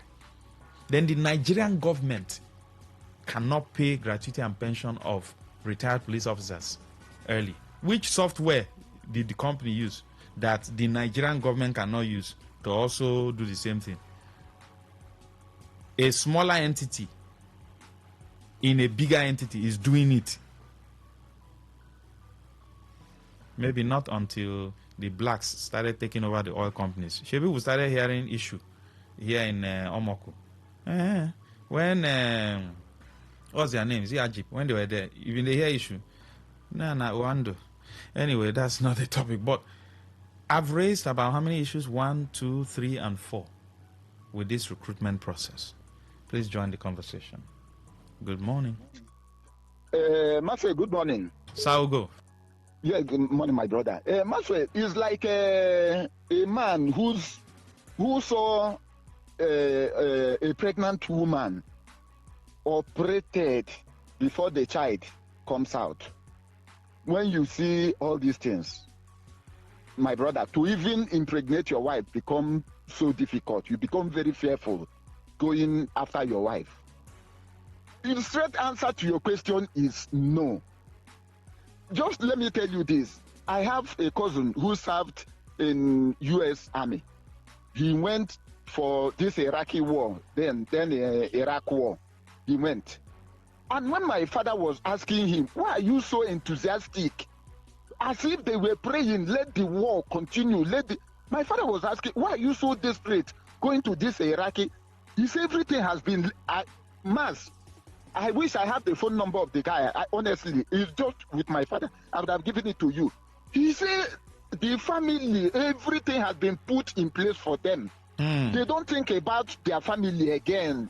That the government, everything, their families are under the government of US. So their own is to go there and execute this mission. Do what they are asked to do.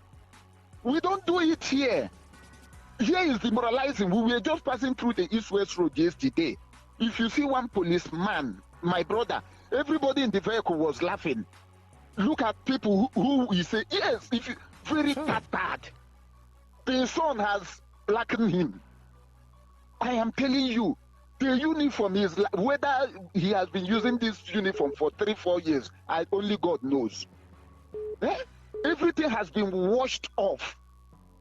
If you wear ordinary black, you will not be able to distinguish between this police uniform now and this ordinary black you are wearing. How will a system that operates in this manner now be said to be, favoring? Okay, Saugo, let me just bring in this. You work in the private sector, right? Yes. In the oil sector? Yes. Do they give excuses when it comes to your nchoncho? Maxwell, as I speak with you now, 13th month had been given since whether 2 or 3 weeks ago. Are you serious? I won't come to radio on a national station like this and tell lies. Entitlements, all those things you are entitled to at the end of the year, they've been given. So that you take care of your family. You have people, not only your family, your people, appendages, people attached to you, brother, sister, this, that you can be able to cater for. It's not just you alone. Your brothers are the extended families, your in-laws, your this, your that, Thank your you, that. Saugo. As your hand can carry you. I just wanted to ask you so that you can say it with your mouth. Oh, my brother, everything has been given so Thank that you, sir. you don't carry your misfortune back to the company. Thank you, Thank sir. you. Thank you. Yes, good morning. Good morning. Yes, sir, go ahead. You asked the question that if I would like my son to join Nigeria Police Bank. Master, if I return that question to you now, will you like your son to join Nigeria Police? No, I'm the one asking the question. I'm telling you, Master, if my son come up in such ideology that he want to join Nigeria Police, I might even disown him. Seriously. Why? Okay, just use the example of what the last caller just said. Most time when you go to that, most of that are ordered to buy most stand on the road. Look at I asked my police friend last week.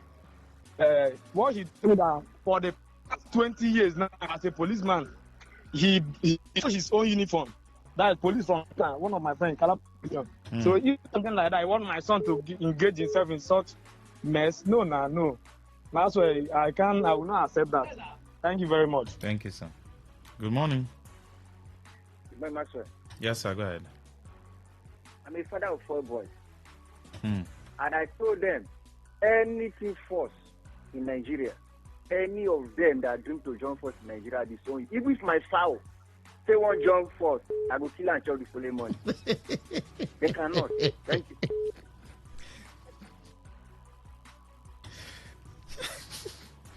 Good morning. Hello. Yes, good morning. Hello, morning, Mr. Yes, sir, go ahead. This is Mr. As you were talking about this police issue this morning, could you imagine that I just asked my little boy, and he was not with me, but he just came in. I asked him, my son, would you like to be a police when you grow? He said, God forbid. No, but you know, it's a respected force. Joining the police, you know, you are serving your nation. My brother, even the police themselves are not helping each other. Do you know that it was surprised what I'm going to tell you now? My junior brother finished secondary school, and that then it was not university. He said he joined Nigerian police. When I now got the news, I called him and said, immediately you collected that first salary, I want you to resign immediately so that you will not bring bad blood to our family. And he did that. What is bad blood? What do you mean by that? Yes, because of the way these police are behaving. Forget even the government. Is it about the way they behave or their welfare? Their welfare, their welfare also follow. And then I said they also cost it too. Because I see no reason why even their own fellow police will protest. They also, the same police go and check out them. The same police that are serving politicians. So what would you say? They are obeying orders. At all. Eh? They are obeying orders now. What kind of order? They're going to attack your own, your fellow, your colleague. Eh? It's very bad. It's very bad. Nigerian government, now they are not helping matter. All right. It's uncalled for. All right. Yes, good morning. Good morning. Yes, sir, go ahead. I don't want to call my name. See, Nigeria police, instead of me to join Nigeria police, I'll join Amama soldier. Instead of me to join Nigeria police, I have a brother that You don't want to work for the Nigerian government. Hello?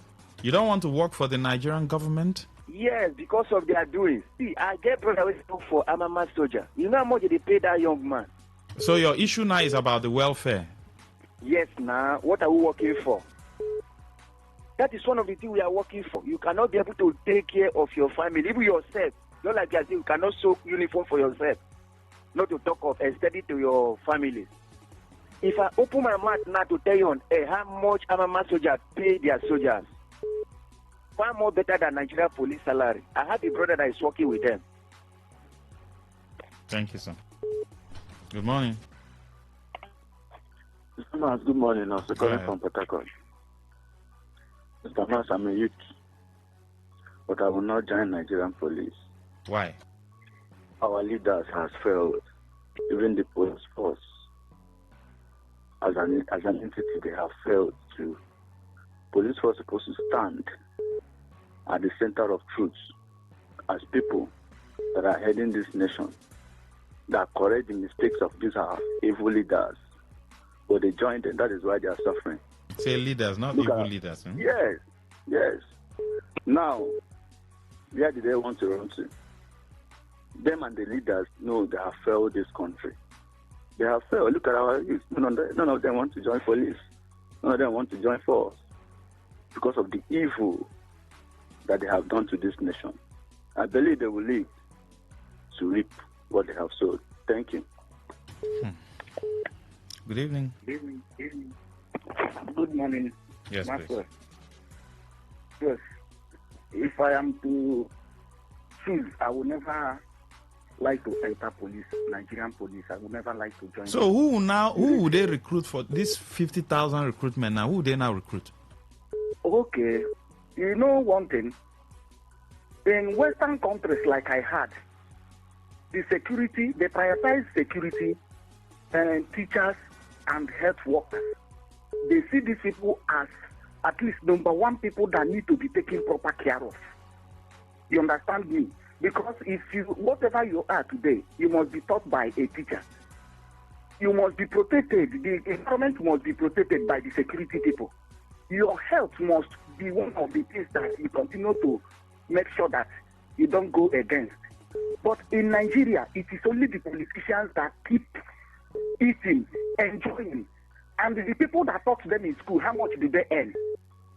The people that secure them, how much did they earn? Even the people that risk their own life in order to protect them, how much is their salary? And that is also the reason why our healthcare sector is not taken care of. They fly outside country.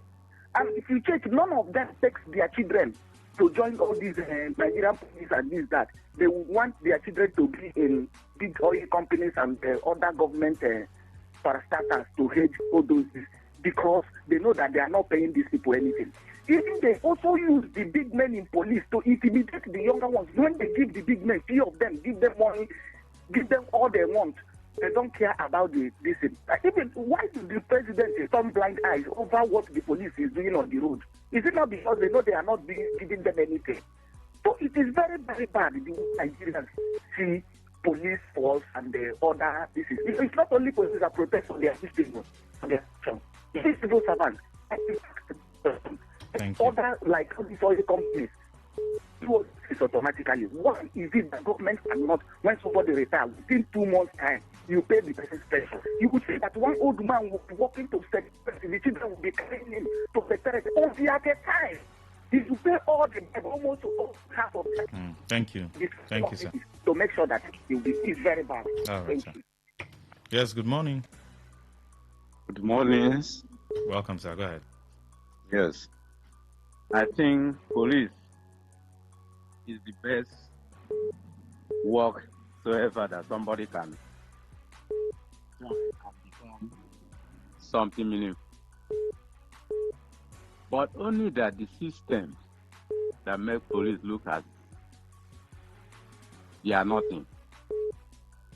I think we'll be seeing good police on the road.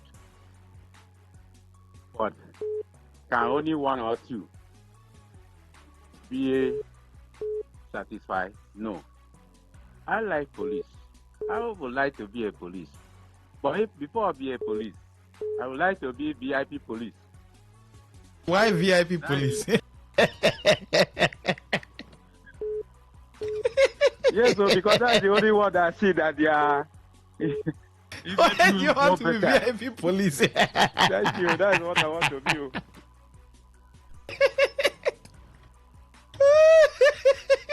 You see, everybody likes good thing.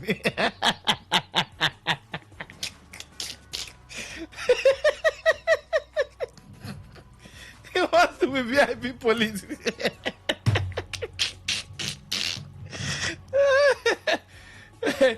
I beg, we couldn't deceive ourselves. Everybody likes good thing.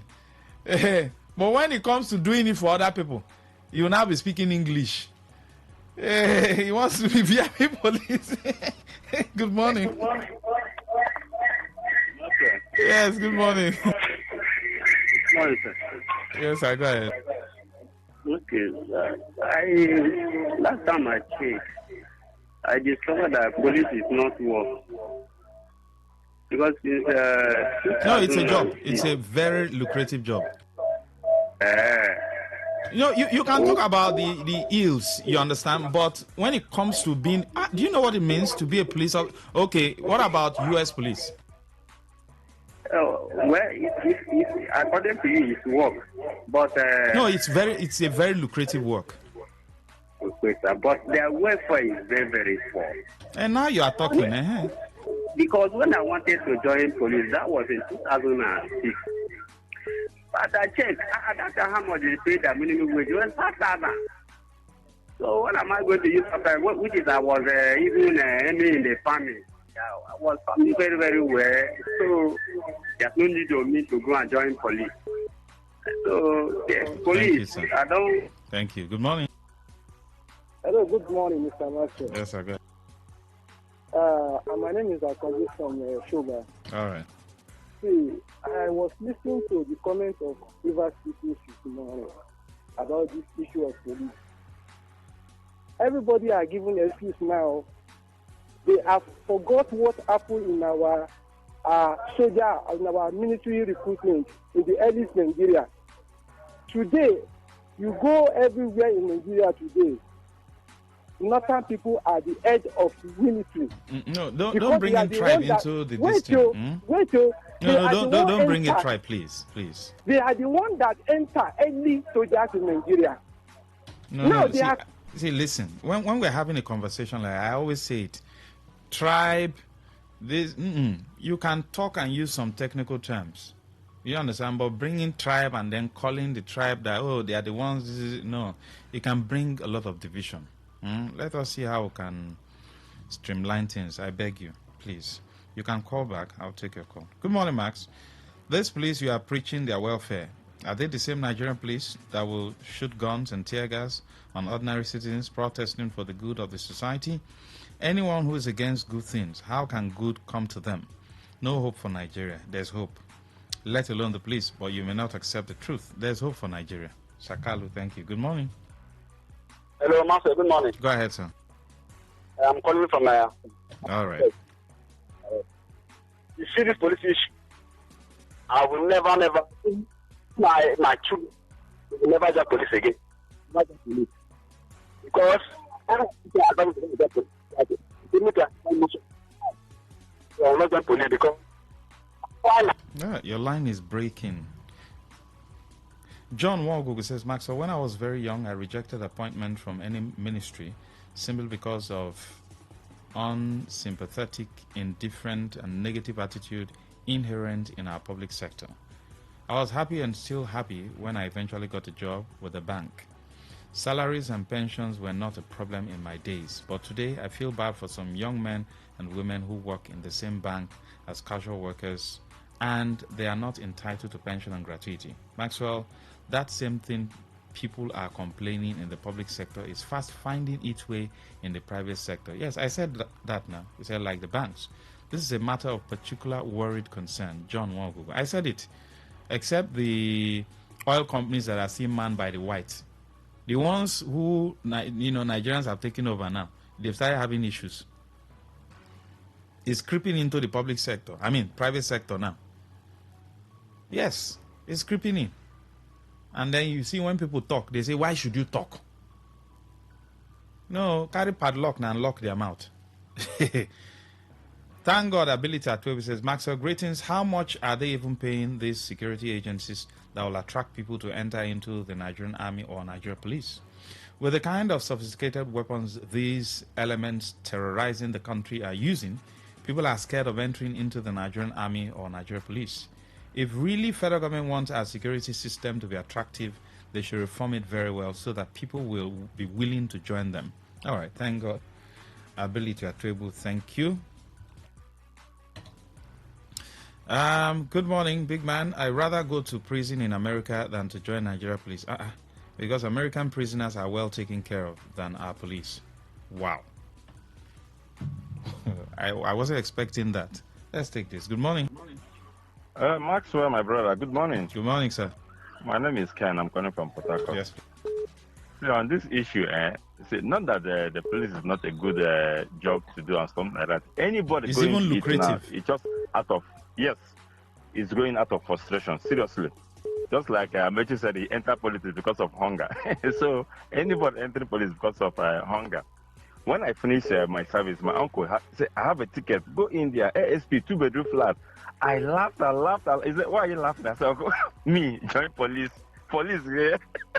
He said, seriously, when this man makes money now, they say he's a son of he's a policeman. He's a wife of a policeman. He's a daughter of a son of a... Because they bastardized the profession. Maswell, in just UAE here, if you see how their policemen dress, you have No, hunger. we for see the kind force. of cars they use. They use sophisticated Thank you cars very now. much. But here They use now, sports give them- cars. Police use sports Thank cars you. in UAE. You have the right idea. I've seen that using a Ferrari. I saw it. Yes, that's what the police on the use there road. now. Oh my God, I was surprised when they chase all these Pakistanis that I know firm trouble there. They get them right, but here give them healers. I wonder if there is no management for the healers. You see, battered and scattered, and like you portray that policeman you were looking at, and he doesn't know that you were just assessing something good for him.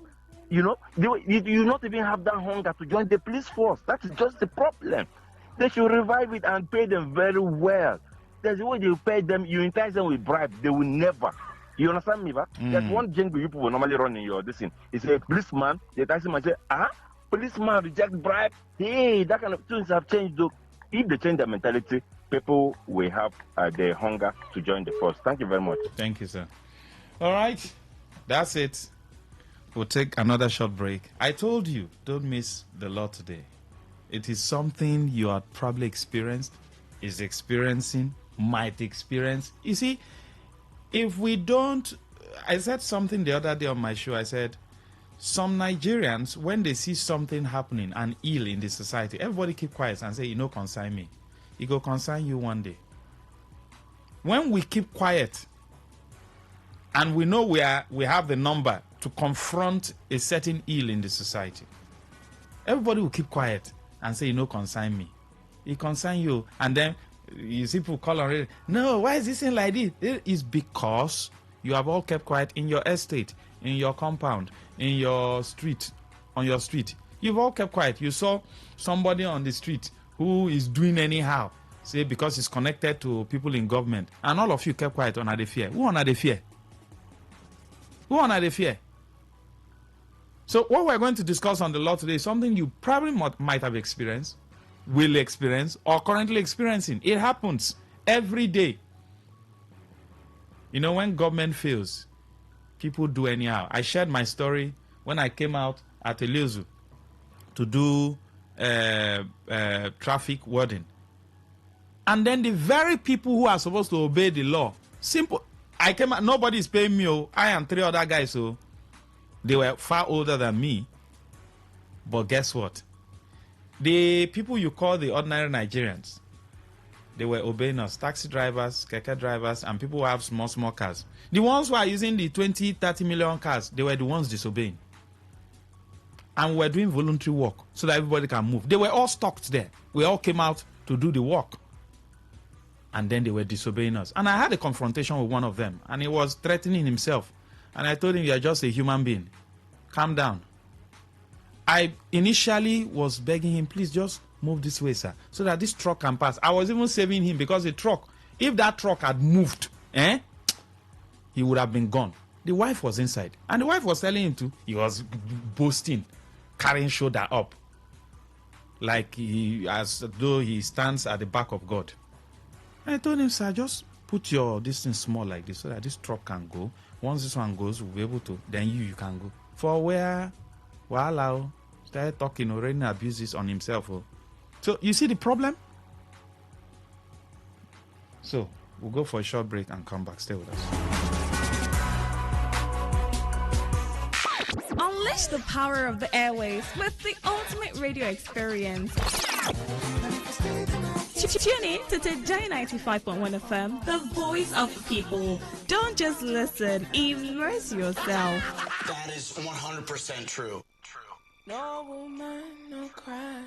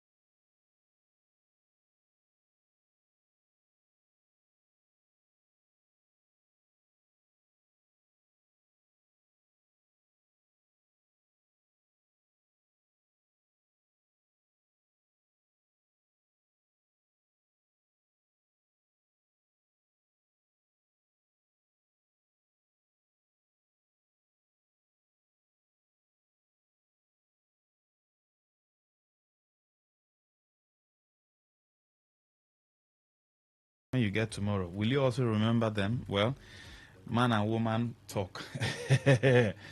Okay, that was what Rude Boy was saying. Thank you for staying tuned. Now, on the law today, we'll look at the local vigilantes, in our streets. If you go around Port Harcourt, probably because of the rise in insecurity, which of course, if you look at it, lack of jobs and the fact that there's no limited resources, but it looks as though resources are limited, so people are strained. So some people can't endure. They would likely go into crime. We started seeing gates on almost all our streets. In a particular estate, there will be a gate at this end, and these estates are probably linked to major roads. So sometimes they serve as a navigation route when the major roads are blocked. For instance, if you come into this Today FM environment, from here, from the East-West Road, from here you can also link Rumekini. Is that correct? Now, assuming there's a gate here, yes there is, then there's another one there, and then they locked both gates that people can't go through, except you are staying in the estate. But if you want to navigate from here down to that Rumosi Road that links the Rumosi flyover, then they wouldn't allow you. How would you feel? And in some cases also, you come into a place like this, and then the security guys at the gate says you should open your boot. They want to search your boot. Maybe you're a visitor. Maybe you want to just navigate through and then get to the other end and then go out. Do they have the legal right to search your boot, to search your bag? How can we marry all this, looking at the rise in insecurity in our system, looking at the way our society is now? Recently, you've been hearing of, oh, this woman wanted to snatch this child away. It wasn't like that before. But probably failure in governance has pushed people into these crimes. And then everybody is becoming apprehensive. So the man who is even walking at your back, you don't even know his intention. These days now, someone comes to you and like, please, where is ABC Street? And you're looking at the person from the crown of his head to the sole of his feet. You're suspecting him. It wasn't like that before. Naturally, before you just say, take your left. When you take your left, you see one church or one supermarket. Go to the right, you now see ABC Street. But these days, someone comes to you to ask you that kind of question. You'll be looking at the person somewhere. You should say, this will not be scammer. Or you should say, this will not be arm robber. Or pickpocket. Who will show me gun, collect my bag. Why? Because of the kind of society we have knowingly or unknowingly built for ourselves. So you now see gates in almost all the street. Almost all the streets now have gates. And these estates, in quote, are sometimes situated between major roads. Some of the roads going through this estate were built by government, maybe NDDC, local government, or the state government. So do they have the right to block these places for people to go in, to navigate through? If probably I look at the fact that instead of me to go around and go and turn at Rumosi to get to where I'm going to, why don't I go through this Today FM route and then get to where it saves me a lot of fuel and then saves me time? So that's what basically we're going to look at. So have you had any encounter with this estate vigilante, estate security in any environment? Have you had any encounter with them? So feel free to join the conversation before the lawyer comes in. Yes, good morning. Yussi, good morning. Good morning. Max. Good morning, sir. Yeah, good morning to you. Go ahead. Maxwell, about 3 weeks ago, if you are coming from Casablanca area, you are heading towards Akan Terrace Hotel or EU waiting event center. When you go further, you will see a junction where one Abokima normally says Sua. You know that from that road straight, they are constructing that road. Now, there is one launch just at the front. If you want to go to that place campus, you have to pass through Full Moon to bypass this place they are constructing. Maxwell, in that Full Moon, to connect to that road outside, there is a gate. These people know that the road there, the straight road, is under construction. The security man decided to close the place. Say that we are going to give him money. That here is not a major road. Maxwell will reach like 5 for that day. We are begging this guy. This guy refused. It was when our voice started going high. Then we started shaking the gate. That was when the guy now finally said, hey, if you pass this one, you people should not come back here again. Government should look into that matter to know what to do. Do you know that this new road too, that connect to Obogro, do you know that there is a very big gate there? If you go there, you will see civil defense. Maxwell, if you don't reach 10:30 to 11, they normally close that gate. When they get there, they will open. How far? Would they hear? Would they hear? Go say, I want pass now. Maxwell, if you didn't respond to them well, they won't open that gate for you. This new road, they just construct a bus at Obogro. Government should look into this matter and know what to do before Abada go hang for barbed wire one day. God bless you. Thank you. Now, if you get to the Apara Secondary School, right? There's this road, Apara Link Road. From there, you can get to NTA straight without going through Obirikwere. There's also the other one they call Mercy Land. You know, it's named, they used I think, Redeem Church, Mercy Land. You can also link it. The first one, you get to a point where they call Y Junction, you go straight, and then you come out at NTA. The other Mercy Land can also link, but you know they all have gates. Around, is it 10 p.m. or thereabout, they close the gate. So it means if you want to get to NTA, you have to follow Birikwere. You can't go through those. But it wasn't like that before. There were no gates.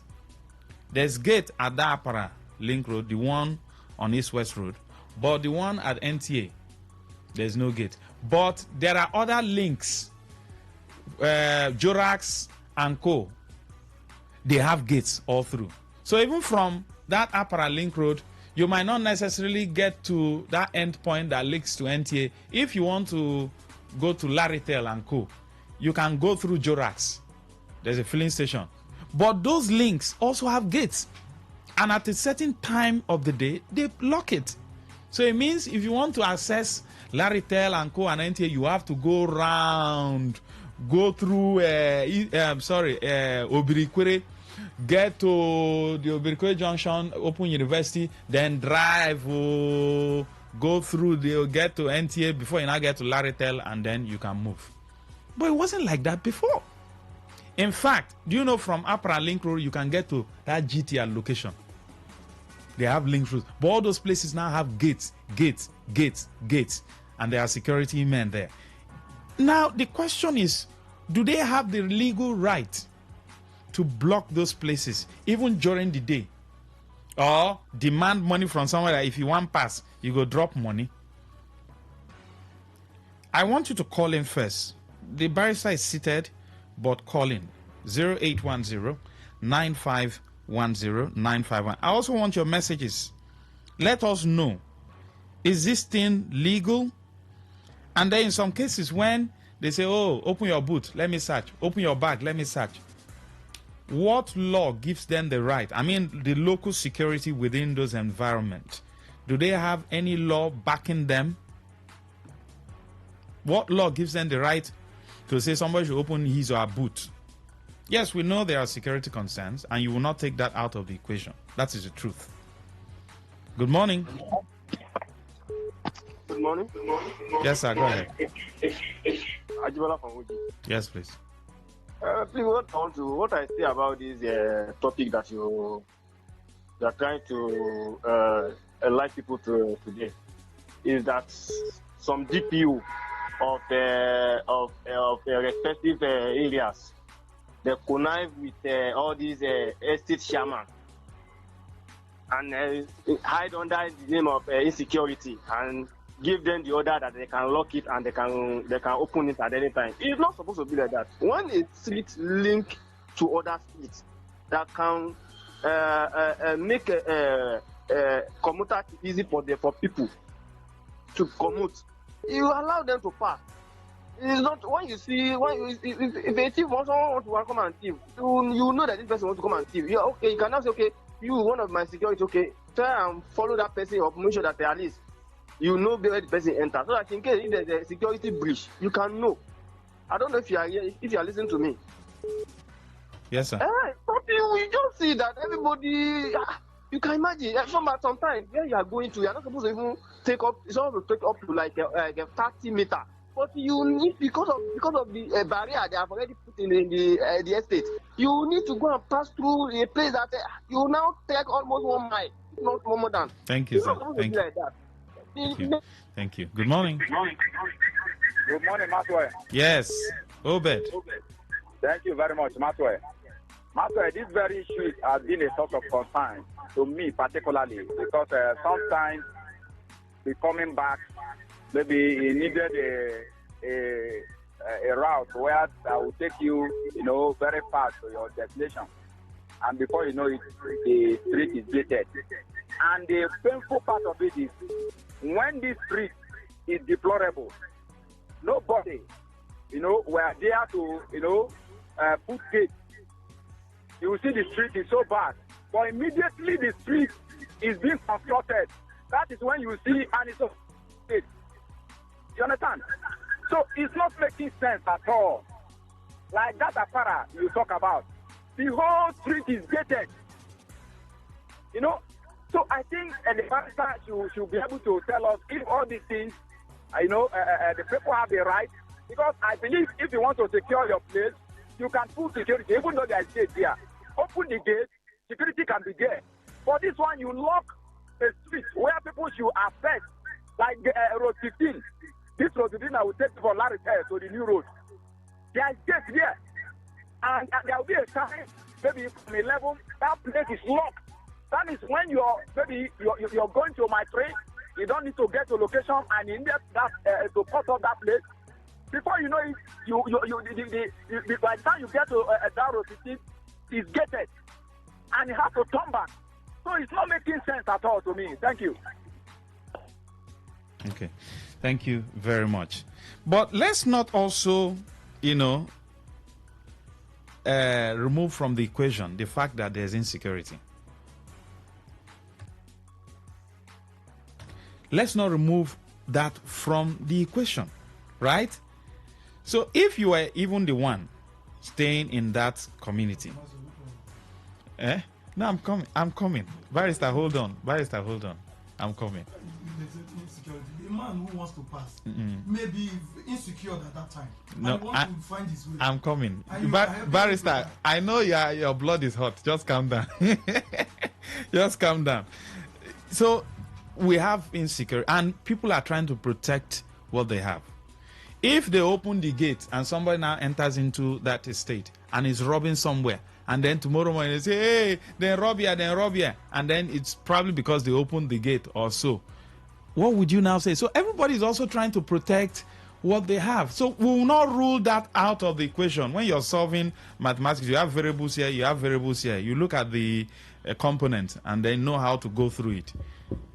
We have Barrister Victor Oko joining us on the program. Thank you for joining us. Unfortunately, I was a very serious victim. Is that why your voice is like this? You were shouting? No. No, sometimes it's like this. My voice is always, Now, when it comes to when it comes to security, other than institutional security, you must be licensed. No, let's look at the gating of this. Yes, the gate. That's what I'm saying. Of this estates now. Yes, the gating. They use boys within that given community. That's that estate or area or community, or they use neighbors, everybody will select. Mm. At that point, you are acting like a private security unlicensed. Mm. Now, some persons go as far as you see some people wearing red and black. I was their lawyer. Mm. You see PLGA, that's Faga Security Watch Limited. You see Diob Vigilante, that's limited. Those are licensed private security. Okay. Now, if you're unlicensed, that's you just gather on yourself to do this thing. You're on your own. That's with if you don't Maybe have the license. neighbors just gather people. Okay, stay gate, you stay gate, or bring unlicensed persons. Okay. That's you are just you. Yes, security you can help yourself. Nobody may want to question you on that, but you are not supposed to demand money at that point because you're not licensed. Now demand money from like payment. Okay. What if the estate decides to say, okay, we'll be giving you something at the end of the month? You guys should just station yourself. If they fail, you can't go to court. Okay, if you're unlicensed, that's the implication. Parties can agree man to man. Because so anything security is strictly guided by law. Now, with respect to those ones who put on uniform and badges and so on, solely attached to a company licensed to so do, to so operate as security, you are guided by law. You are guided. They can Google it. This law that they had. I say no lawyer knows the law. A lawyer knows where, how, and when to find the law. You can go Private Guard Companies Act. I have it here. Okay, you have it there. Now, when you within this act, the police, you can read section 21. Okay, just go ahead. I'll get section 21. Just go 21. Okay, that's acting as police officer prohibited. Now read it. Let me see. Where's 21?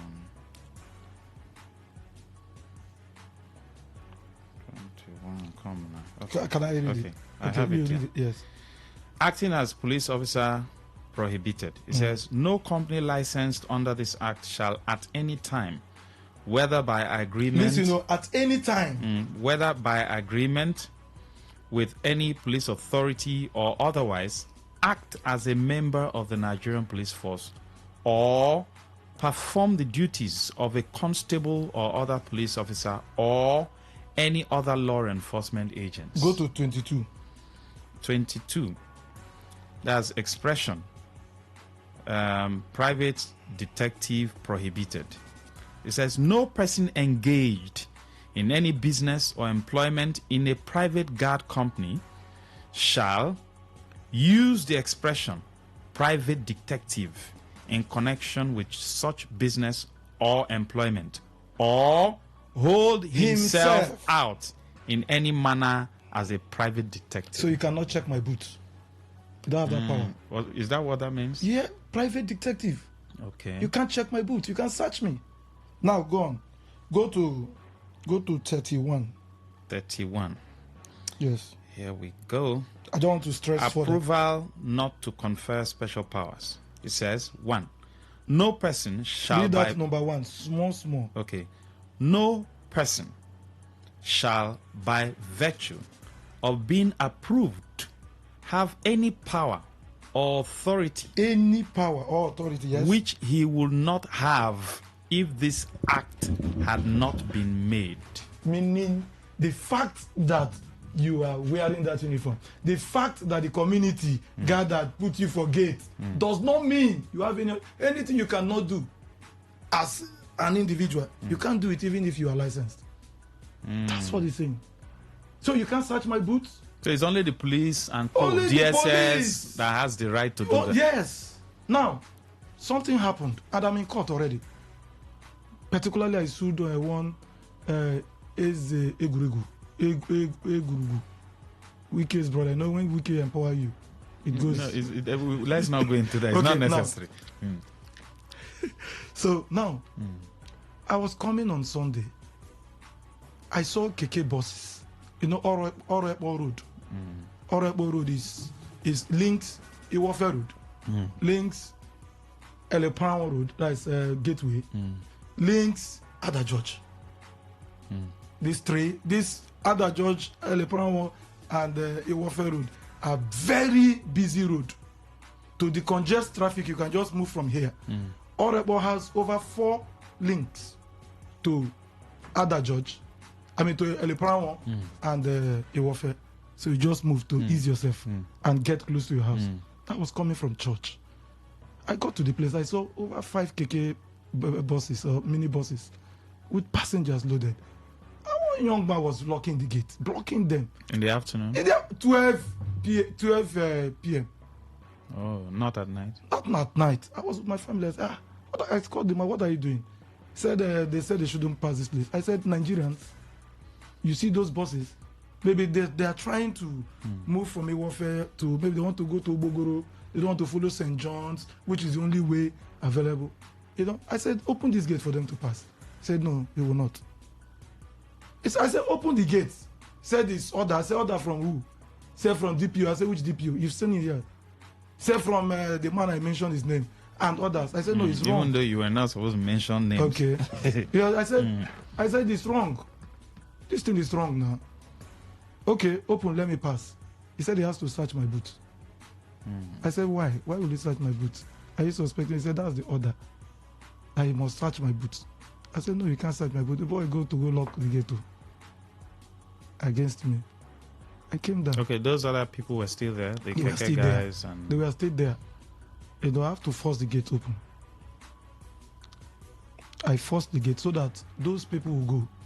And I made sure they all passed. And I passed. My wife was driving. So I was sitting this side. So I forced the gate open. And I said, all of you pass. They passed.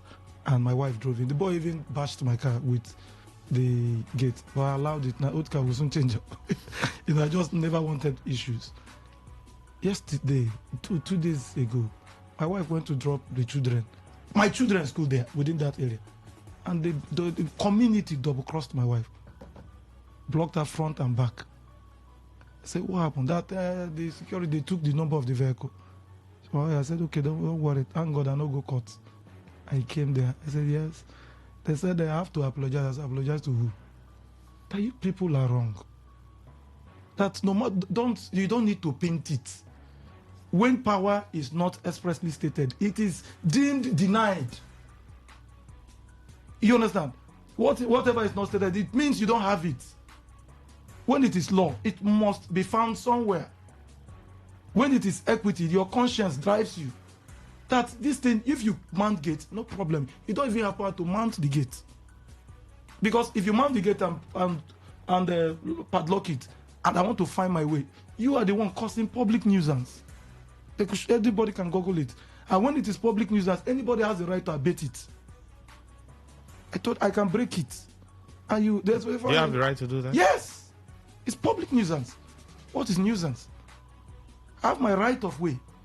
I said this road was constructed by taxpayers' money and I pay tax. And you pay tax. And under no authority, you want me to succumb to you. How?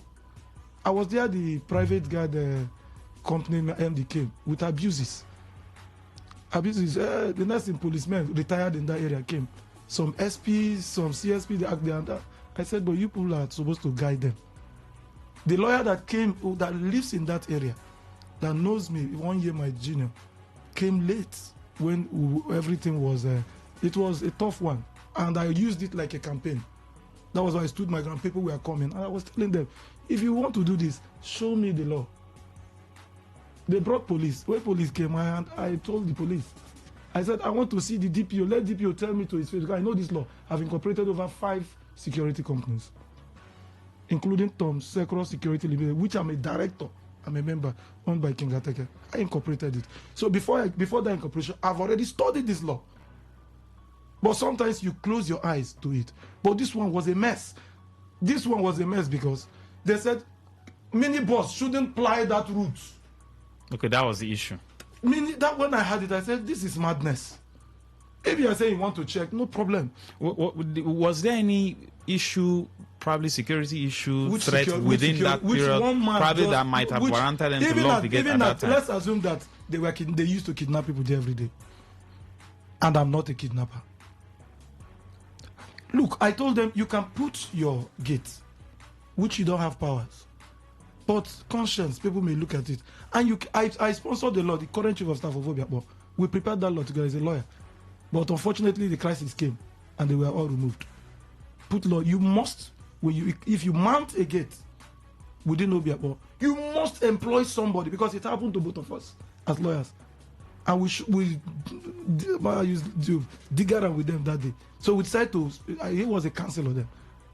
And so I said, sponsor this bill. We prepared it. Unfortunately, the regime, fortunately, our House of Assembly members, they are just trying to fight. Nobody's trying to look at these areas. We looked at the thing creating jobs for people, and we said we'll put a particular amount. We did all of those things. That means estates can do that. You do it even if on security, Obiakpo doesn't have power. It's exclusively preserved for the federal government. You understand? But I told him, let's just push it to save, at least it will look at the job, the employment, then we'll look at access, that you must mount somebody there. Okay, to open the gate. To open the gate for anybody. So even if estates decide to put gates, you're saying it is not right for them to lock it and say people shouldn't have access? What people call estate, what is their estate? Access road, link roads. Once you put gate, you say it's an estate. It's all right road.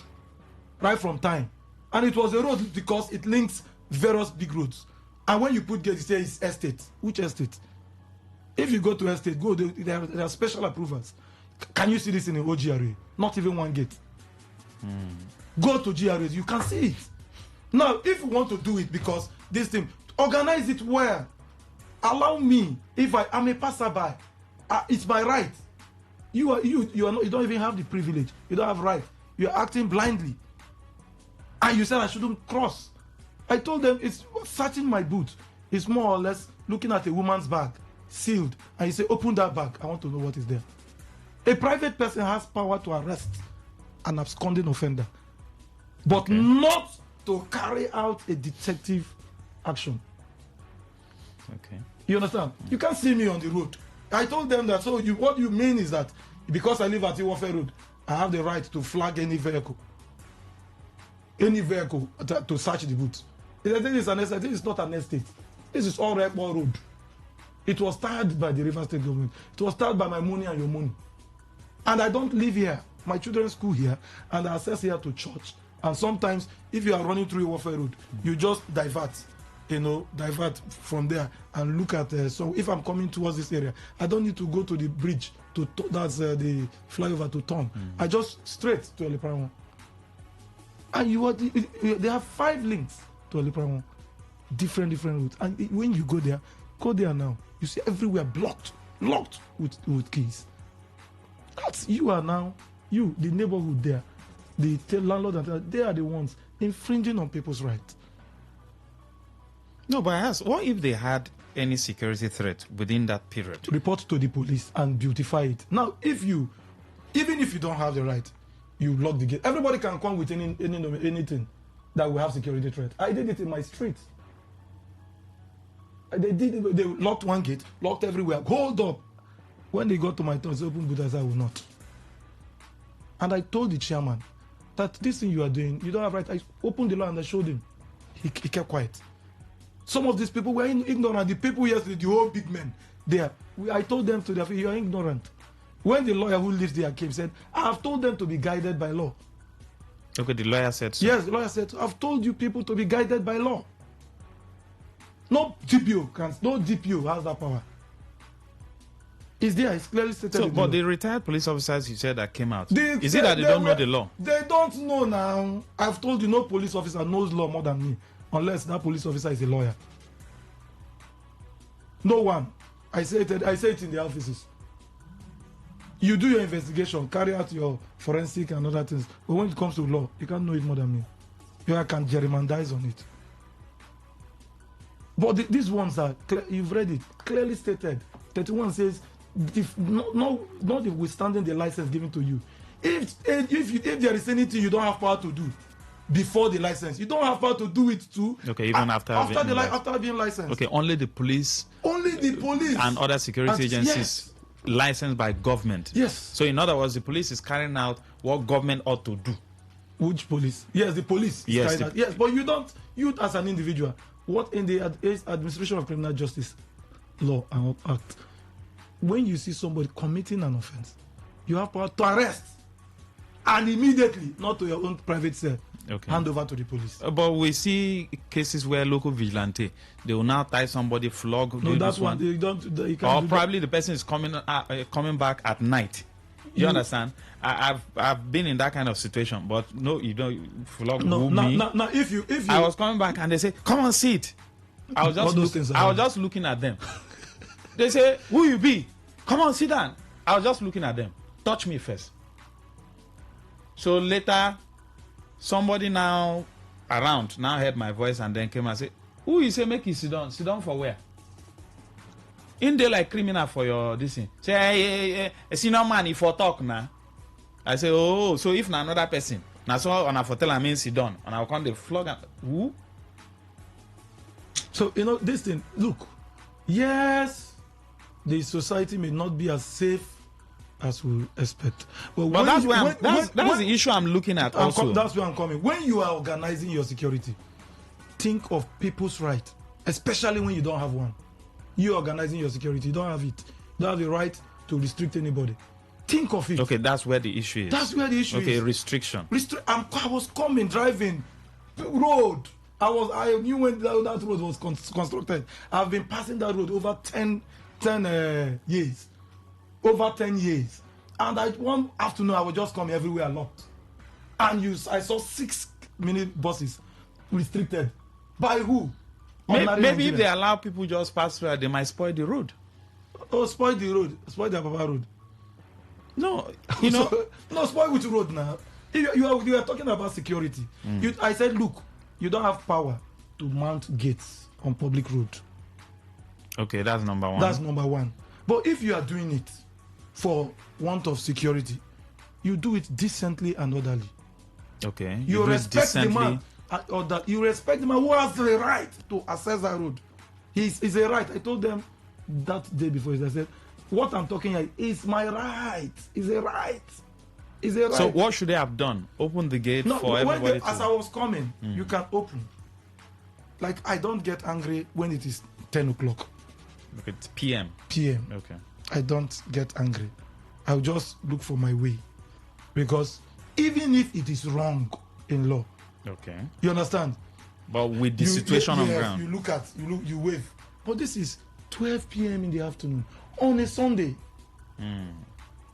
And the only way I can move is to drive down to the Gateway Junction, or go to the Big 3 Junction and now navigate through St. John's, cut again. You as an ordinary individual. And I was telling the guy this thing you are doing. He said, I don't tell you. You know, go pass here. Okay, that's what he told you. You know, go pass here. I said, okay, no problem.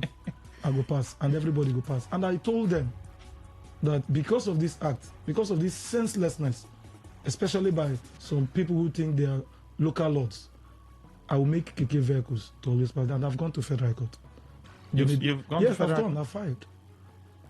Let them interpret this and give the necessary orders. I've gone. I've served him by Tuesday.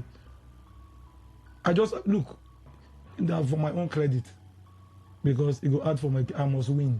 So it go hard. What makes you know you're preempting the court now? No, I'm not. Before you go court, you go. No, you said you have filed. I said I have filed for interpretation. So let us leave it there. The law you read, the one where you read now. No. Yes, any ambiguity? No ambiguity. They said the DPO. The DPO was calling. That the DPO. I said. There might be other reasons why they also behave like. Other than law. When it is legal, when it is written, you don't import, you don't export. You leave it like that. What if there are emergencies? That's what I'm looking at. What if there are emergencies? Do you now say, oh, this is the law, let me allow this person to come in here, when there are emergencies, break people, kill people? No, arrest. I've told you, arrest. They might not have weapons to arrest. You call the police. If the police does not respond. So what you do, you want them to block the gate? When there is no maybe for threat? Safety. Maybe they might have threats. Maybe somebody has been threatened and said threatened. Maybe they have threatened someone who lives there that don't worry, we'll come kill you. Lawyers, they hear me. Nothing like maybe there is I'm just trying. Barrister. Maybe there. No, barrister. Maybe the life of someone is at stake here, and they say lock the gate, make people no can't enter now, can't kill this And our so it will neighbor. not be for 10 years. It will not be forever. No, maybe maybe just within that 12 p.m. Maybe they'll open it later. That man whose life is threatened, you see him driving alone. You see him go to church. You see him go to work. By that time, maybe the assailants would have gone. You see him go to work. And then you now see me going to work, trying to access that route. And you stop me. It wasn't good. Now, there are ways you can do this thing. Yes, I don't have the powers. But you act decently and orderly. You can mount your person on the gate. You don't have right to fix the gate. You don't have. Okay. I told them, I asked them, say, look at gate here on the road, but all the houses here are gated. So can I come into your gate? I cannot. That's your exclusive possessory right. Okay. That's one that you own. That's your It's compound. Your exclusive possessory right. Your compound. So you can decide to open or close. Now, but if you organize for one or two reasons, keep somebody there that may checkmate and raise alarm. Okay. You understand? Checkmate and raise alarm. Now, if it is 10, 11 p.m. 11 p.m. Now, you can, if you lock, a reasonable man may overlook. But not at 6:30, 7 p.m. in the evening when it's a peak time. You find hold up everywhere. And you are locking it and sitting in your house watching television. Kia, kia, kia. And whereas I can help in that traffic by diverting. Several 20s, 30s of cars can divert. And you are blocking it sitting in your house. Drinking beer somewhere. You know, there's I used this Apara Link Road as an instance. You're coming from Rumokuru. You can use Apara Link Road and get out of Laritel, NTA. Even what they call it, GT Bank at location. From Apara Link Road there, I used to get to GT location without going through. All those places were open though. I'm talking about 2016, 2017, 2018, 2019, thereabout. But they are all gated now. And I'm wondering, somebody who wants to access Laritel, who wants to access GT, who wants to access NTA, the person will now go through Obirikwere. That's if it's coming from Rumokoro. Go through Obirikwere now. Defense counsel, is it good? No, I'm asking. No, I'm just giving you an instance. It's not good. Maybe for security reasons, that's why those areas are now gated. What is security reasons? Or what are security reasons? There is no reason when it is codified, it is stated. You don't have powers. If I have a right, meaning I am guided by authority to access the road, to pass. You don't have powers to do what you are doing. So if you must do it, you do it decently and orderly. You can say, if I come, you don't need to search me. I may have people's files. I don't want anybody to see. What if you're carrying a gun? If I'm carrying a gun, wait until I bring it out. Then you dive me. I'm not carrying it there. It's in my boot. You want to see. What if I'm carrying dollars? Have you not seen the one they searched, they killed? And I not tell me the story. What if I'm carrying this thing? There is a reasonable sense of... Where would you have gotten dollars from? There is what if it's... you want to go and bribe official of INEC? There is a reasonable sense of trust when it comes to the police. You know where to get them. Okay. A reasonable, not complete. A reasonable sense of trust when it comes to the military man. A reasonable sense of trust and faith when it comes to the civil defense. Who will be the man who will just come? Ordinary man. Because you are wearing one sold uniform. And the law establishing you says you cannot. You don't import or export. Okay, this is the law establishing them. Establishing them. Okay. Those ones that you use street boys, the law doesn't see you. So you're ordinarily illegal. But the ones with uniform, you are legalized, but restricted. They said what you cannot do before you join that private company or before you incorporated it, you don't have power to do it, even after license. 0810-951-0951. Well, we've read it. So you can also Google it and then have your view. So let's... also be in court. Okay. And also we got, okay. Yes, good morning. Hello. Yes, sir, Good go ahead. morning. Good morning. Happy Christmas. Which is it? I heard what Barrister is saying. The problem is, in fact, let me just give you an example. I'm a security officer in this private security in those ring road you are talking about. Now, the reason why we are searching people, I understand what Barrister means, that we don't have the power. But things are happening in this country, serious, especially around 10 or 11 or 12 o'clock. There's so many things that goes places. So when we see some things, we as security, we report to the CSO. We also report to maybe the chairman, the estate chairman, the vice, and the whoever. Yes, they will do meeting, and before they do, those local government chairmen, they are aware of all these things. So for us to secure us, we as security here, is for us to say, oh, please, sir, there's a way of manner of approach. They say, see, please, sir, can I search your boot? The person may say, for what? He said, please, sir, there's a security reason. Things are happening in the area. That is why we just want to. So the person may say, okay, no problem. Yeah, Nigeria is corrupt, this and that. You understand? You search. Thank you. But saying that we cannot search to people, things is happening in the country. We are the security. We are doing the work. Thank you. You know, with me, it's not everything we can talk on the radio. Things are happening. Things are happening in the night. Now, when you are talking about around 11 p.m. is reasonable. I said so. But not you see me moving around 12 a.m. 12 p.m. in the afternoon. And everybody is you are seeing everybody there. And what I'm just doing is driving. Like me, I have some secrets. Official secrets. Some files, I keep it in the boot. You can't see and say, go see one name. And you want to search. What do you want to search? Sometimes it's just to open the boot. And the essence of boot, go and check. Google. Why there is for safety to keep some of your items. All right, let's take this. Good morning. Okay. This one says, good morning, Lucky Maxwell and the barrister in the studio. For me, I don't think it's right, but the rate of insecurity is too much. Could you imagine at Magistrate State here, even with the many gates, someone disguised as a dispatch rider to rob a POS woman in the afternoon? Okay, so now even put gate and see rob on her. Wachuku from Uche Wachuku says, Max, there's a link from Jera's filling station that should take you to Apara Link Road. Yes, I said that. Named Austin Asomoje. It's permanently locked. Yes, I've noticed that. In fact, I heard the big man there prevented the contractor from linking the road. Meanwhile, the big man drives around going to other places. If every big man should behave like him, how will people get to their destinations? Government has failed in its duties to citizens. Uche Wachuku, some of them are the problem we have. You know, I've shared my testimony of how I did traffic warding. And then in quote, they called and said big man was coming to intimidate himself, and I placed him on one end.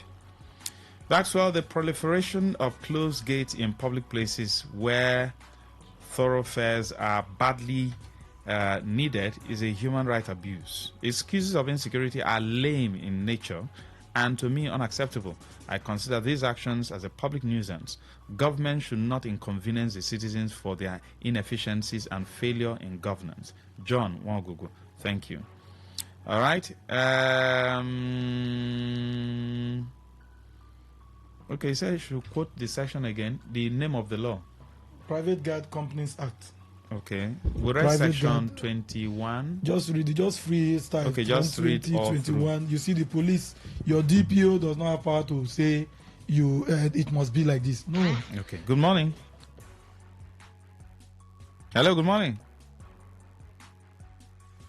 Good morning. Lucky.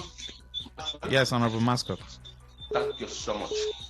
I greet my brother there, Victor. Good morning. Good morning, sir. Thank you so much. But, you know, in my place, that's where I have a little more thing. By 10, they will lock it. They will lock it. And like Victor said, I normally rebuke the guy that it is pure restriction of movement of them. But there is one thing that is sacrosanct. though not in alignment with the law, the searching of boots. I disagree with Victor.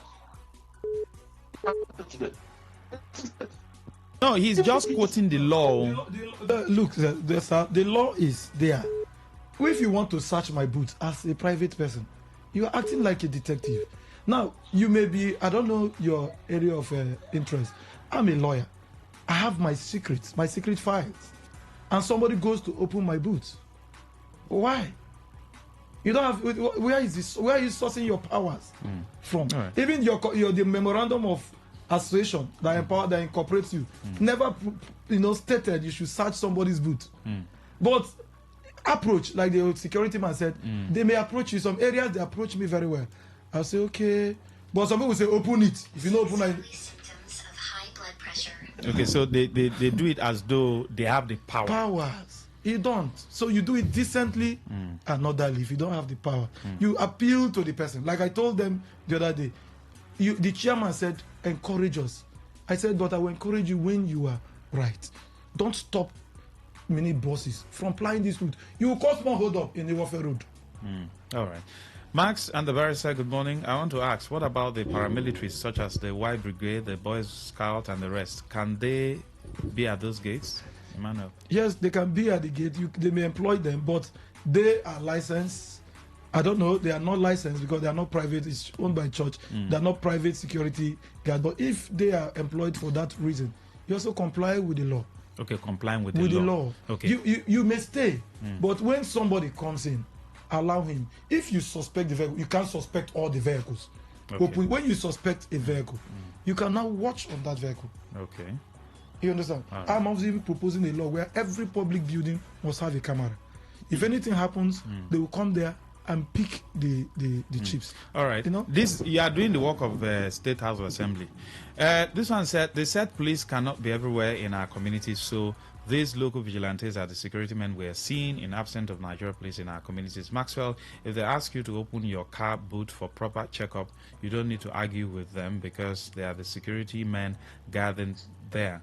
We have them on our street, and since they started work, crime and criminality have reduced in my area.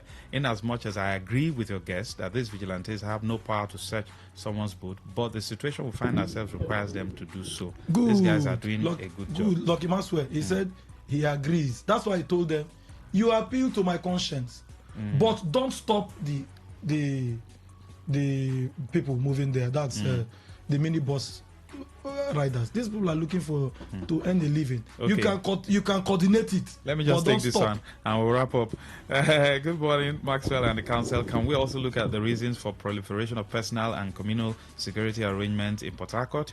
Where is self-defense and self-preservation? Please, anything that affects security should be supported by all, and so long as it doesn't involve corruption. Ifedibe. All right, thank you. That's much we can take, but you go know when you want to navigate somewhere, then lock gate for afternoon. That's when you will know. You know, it's easy for us to speak grammar. I gave a testimony. I came down at Eliozu to do traffic warding. Everywhere was blocked too. I and 3 other guys. Do you know who the people were disobeying us? Those local lords. The other guys were obeying us, and everybody was moving. In fact, I was even trying to save one. That truck wanted to use the long distance to finish him. Say, sir, please, can you just move a little bit? Say, who are you? Who are you to? I say, I came out to do voluntary. They shout for me. Barrister Victor, leave those guys. So the pride in them is something else. The pride in them is something, and it's because of failure in government. I keep on saying it. In the US or other countries that we're all running to, everybody is equal. Look at what a neighbor told me when this thing was happening. This man intimidates us. This man intimidates us with his money. They do. Then they intimidates us with his money. Then they for different streets. Some of them are listening to me now. When he saw that I was challenging the man, nothing there anywhere. I told him, he said DPO. I said, let's go and let their DPO tell me. Thank you, barrister. Let them learn. Remove your pride. All of us. If you want to do it decently and orderly, and respect the man who has the right. They intimidate people on their street. Some of them are even listening. They say, "This boy shall we talk? Am I lying?"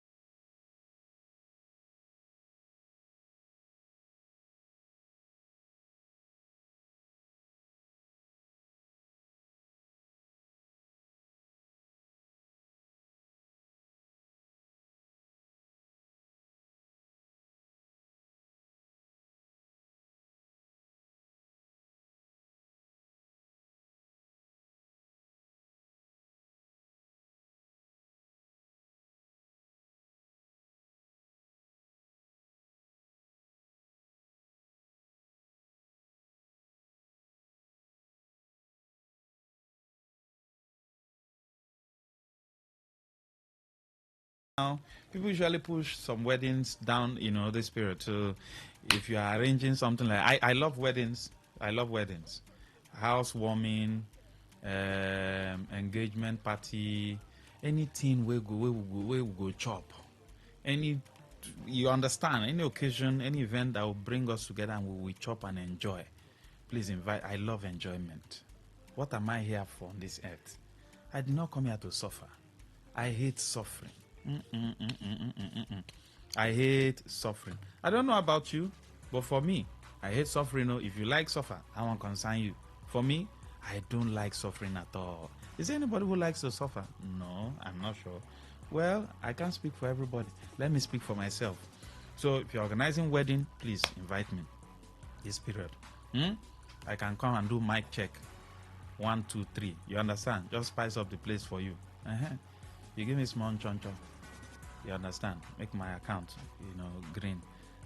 We move. And then if you are doing end of year party, end of year this merriment, you are opening your house. You come invite so that we can pray over the house. That house will be for enjoyment. So this period is a period of enjoyment. This is a period where people will also introduce their destined to be to their parents and all that. You understand? You might want to take her to the village to show your mom, or if your mom is even in town or in another state, or your parents are in another state, you want to take her there. You too, you want to take him there. Please help us beg for the ladies now. Help us beg your parents. They should tamper justice with mercy. The rate at which bride price is high is something else. It's discouraging young men from taking the bold step. Is it not better that the young man does the little he can and two of you live peacefully than say, belle don't enter. You never do even small thing for your head. Even if not puff or songas, do for your head. And I just deal like that. Our parents should help. In those days when people got married, it wasn't like this now. This one now, they have different brands of beer. I now ask, the original list in the 18th and 17th century, did they have those beer? Those beer, were they existing? You say this brand, 20 crate, this brand. Yeah. And we know that some of this beer just came into existence 10, 20 years ago. How come you now have all these brands in the bride price list? Where you bring them from? People are now commercializing marriage. No, now. So, before looking at the economy, a young man who is just starting life, that is supposed to be given a fair landing, you now ask if you want to sell your daughter. No, now. You want to chop your daughter? Yeah, if your daughter deal with you, men are just running 35. You don't know, people will be concerned. If you go to church, if you are a Christian or so, or in your group, it's anytime, if those who want to marry come at you, now see your daughter come at. Whereas in a bride price, then they chase the men. A lady, about 1 or 2 or 3 or 4 ladies like that. I remember, I've done counseling programs I've done it for over 5 years or thereabout. So they will call in, hey, Maxwell, I've had first suitor, second one, third one. I say, what's the problem? Now your character, they chase them. He says, no, it's not character. It's the list. Once they will come for introduction. Once they give them the list, they will not come again. I say, how is it? He say, Maxwell, let me be frank with you. The team plenty. Yeah. Even if the young man has been able, and drinks are very expensive now. How many years ago, people who did marry then, a carton of malt was 2,000 plus. Yeah. Now a carton of malt is 12,000, 13,000. You can imagine. Then you could use 10,000 to buy 5 cartons of malt. Now is that same money you use in buying 1 carton? So you see the disparity. So if you now say this brand of malt, the person should buy 10 cartons, another brand 20 cartons, you're talking about 300 and something thousand. Alone, no. Then the beer, by the time you segment, so only drink fee take up to ₦1 million. Here, how much will the person get? So okay, after the marriage, which one I go chop? Do you understand? Yeah. So these are the things we should be looking at. We shouldn't commercialize this thing. In Africa, it is symbolic. There are cultures you go to. You see, they say broom, cocoyam. Those things are symbolic. Yeah. But people are now capitalizing on it and now commercializing the whole thing. Now put different brands of beer that wasn't there Initially, they will now add and add. So if you see some of the lists now new list. In fact, you will see they go type them from this Choba Junction, and then type it. They will not carry page 1, page 2, page 3, page 4. Yeah, is it project? You now give to the young man. Why no go run? Except if he comes from a rich family that he has support. Do you understand? Just like I think Amechi's son got married recently. That one they will not complain now.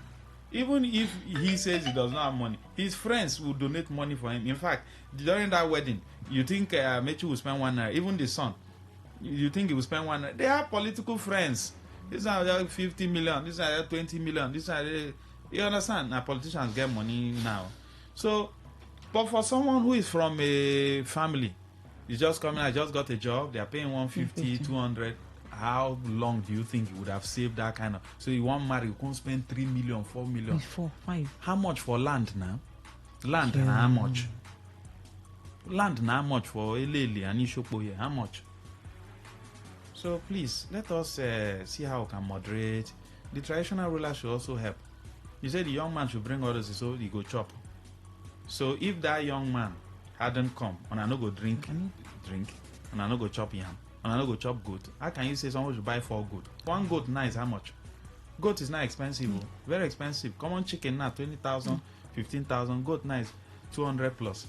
So if you say you should buy 4 goat, you are talking about 800 plus. Then drink, then this one, then the bride price itself. You check them now. Let me use this message. No, let's be factual. Well, that's the truth, absolutely. That's the truth. Let's be factual.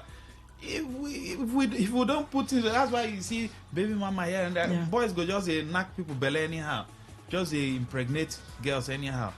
And the girls sometimes they are getting older, they are not getting younger. Anything comes. I beg, make I just carry belly waiting there.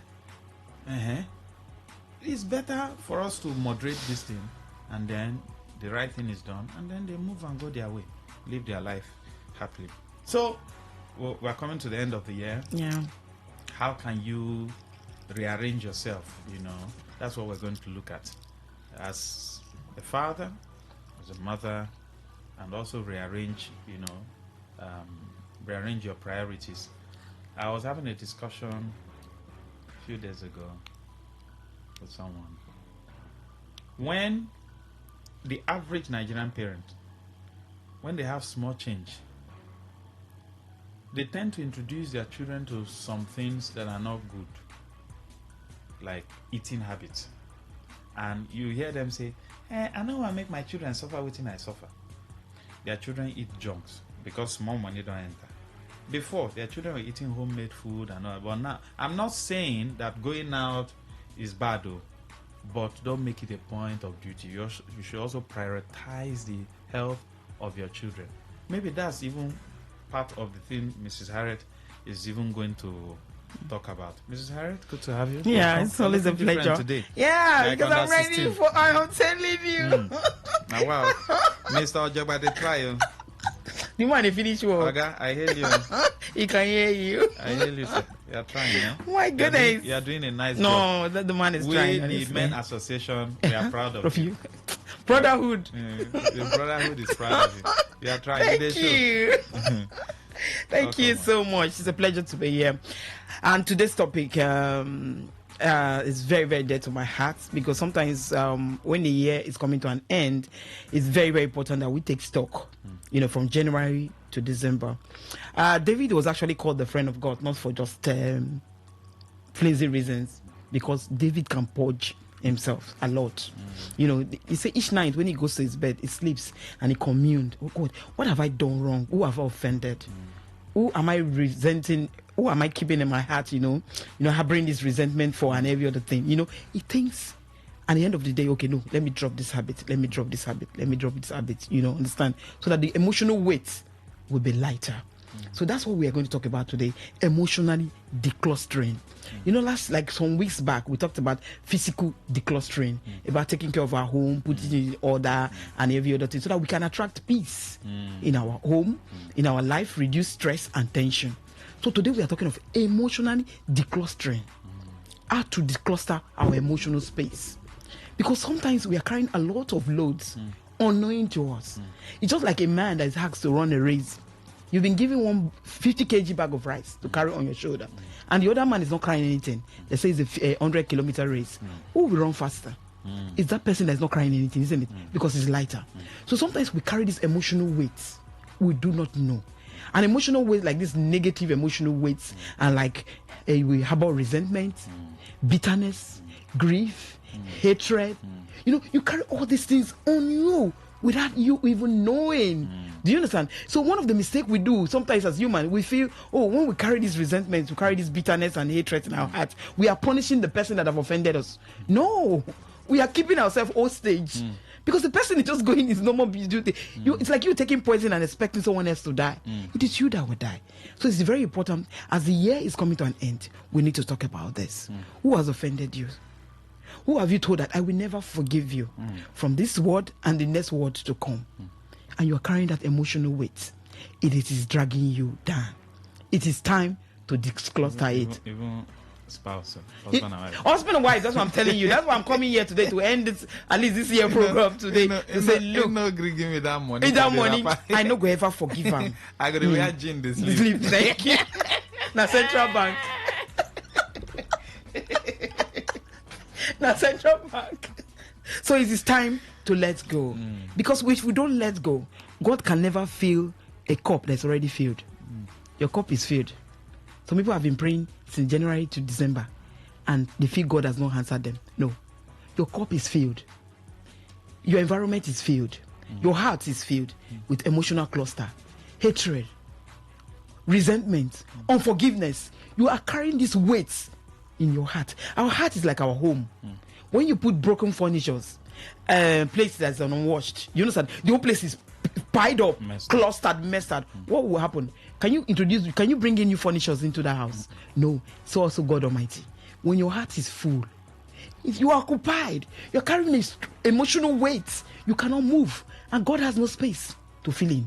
So we must be very careful that when we have all these things, we must be very careful that we are not punishing those people who have hurt us.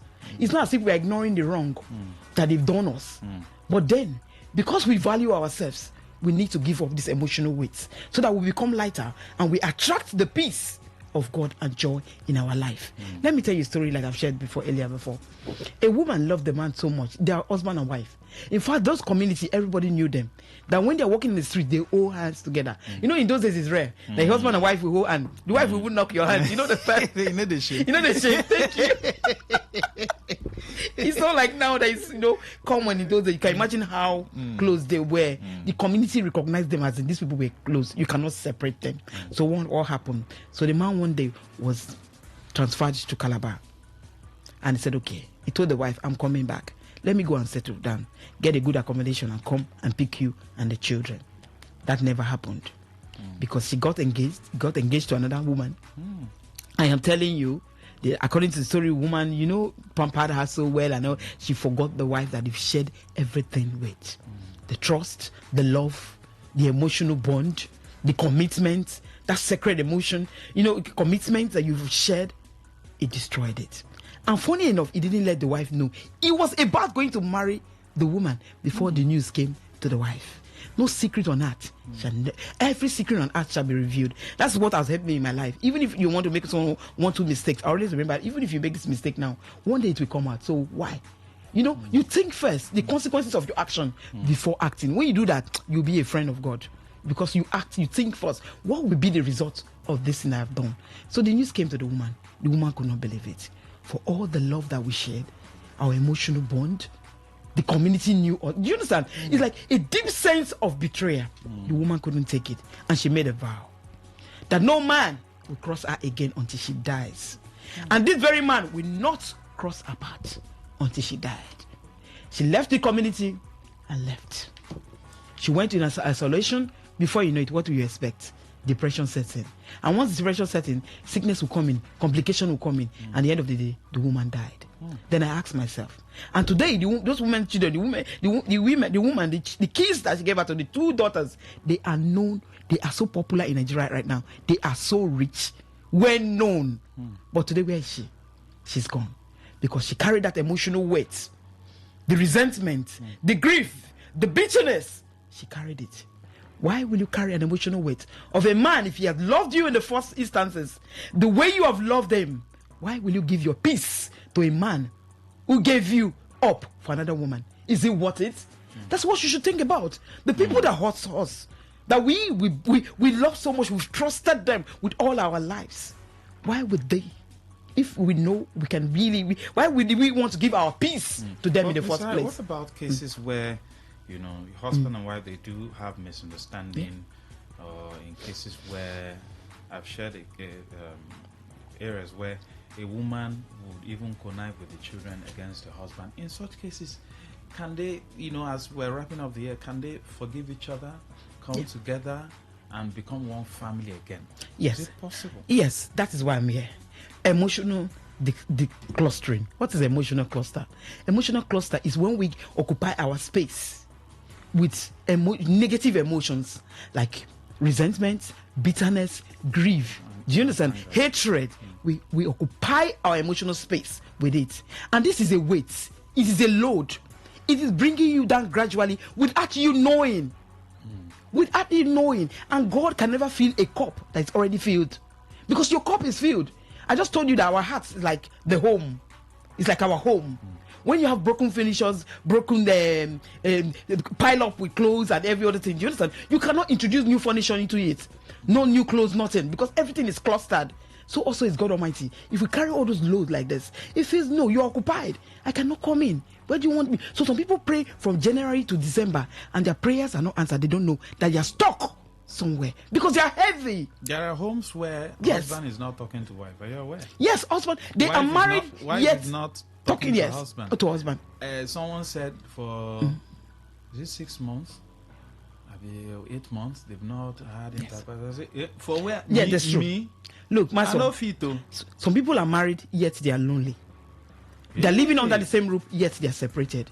That is why I'm here today to tell you that enough is enough, because you are going gradually, not the person that have hurt you. Forgiveness does not mean, oh, I'm giving up on what has just happened. I am not acknowledging what have happened, the hurts that have happened to me. No, forgiveness means letting go the hurts. You understand? So that you will be free, but retaining the lessons that you have learned.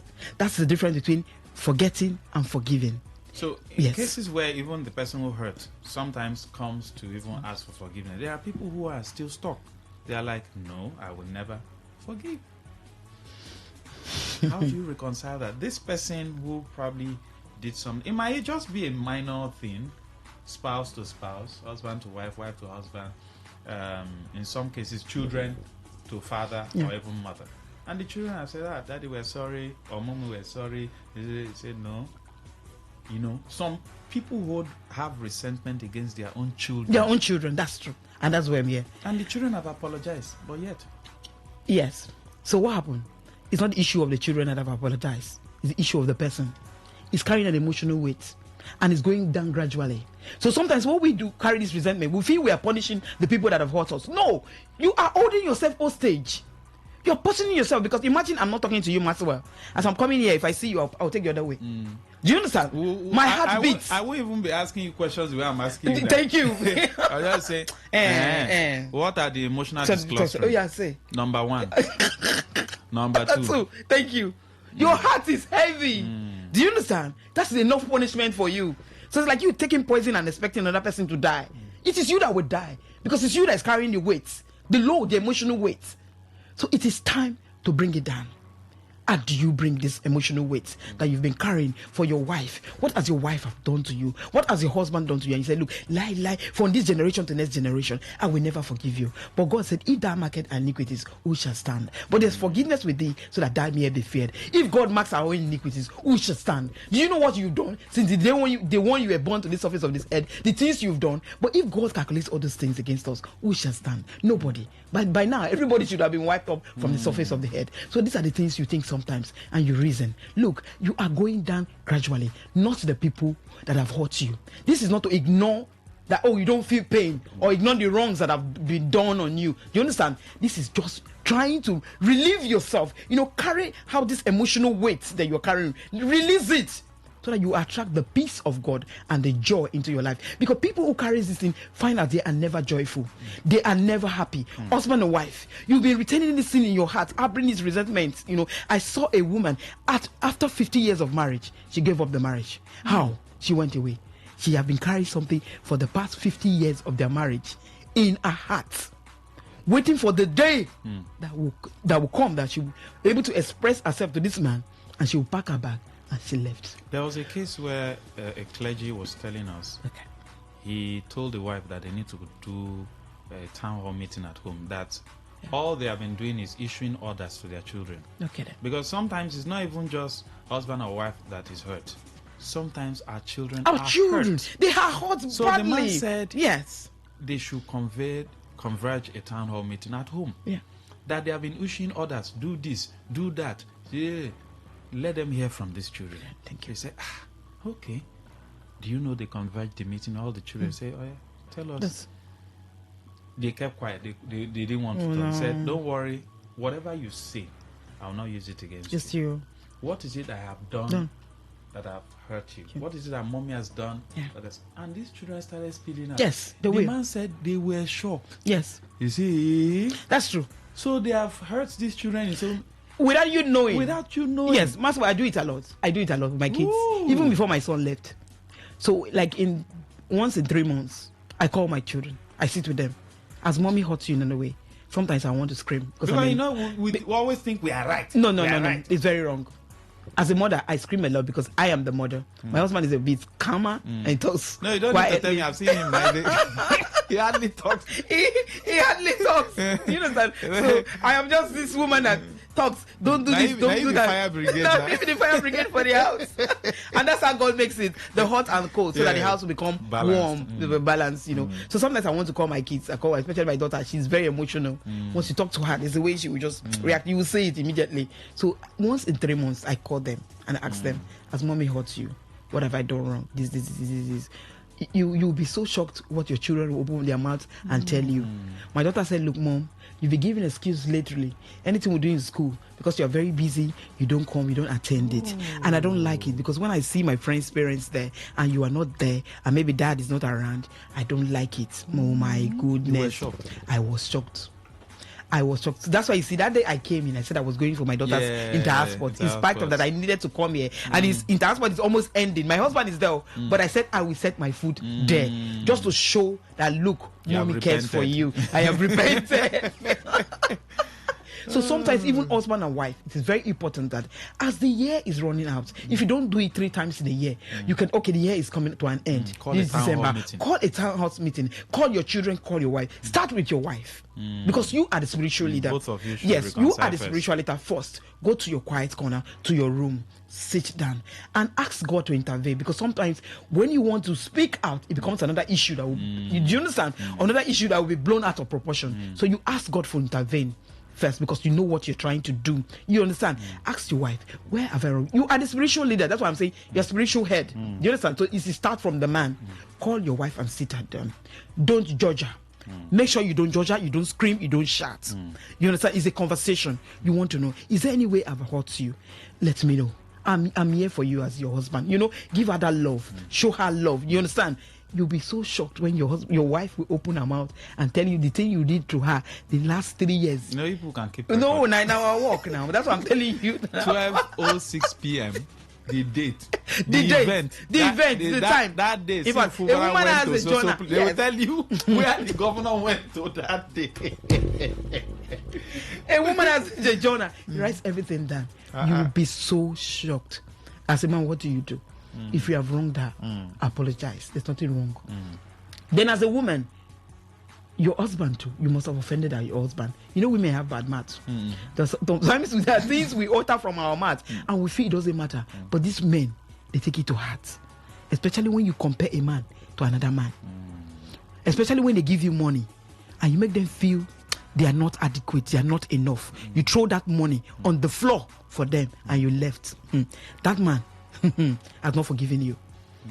If that wound is not opened and allowed to heal, that man will harbor that thing that you threw money on the floor or you compared him to another man.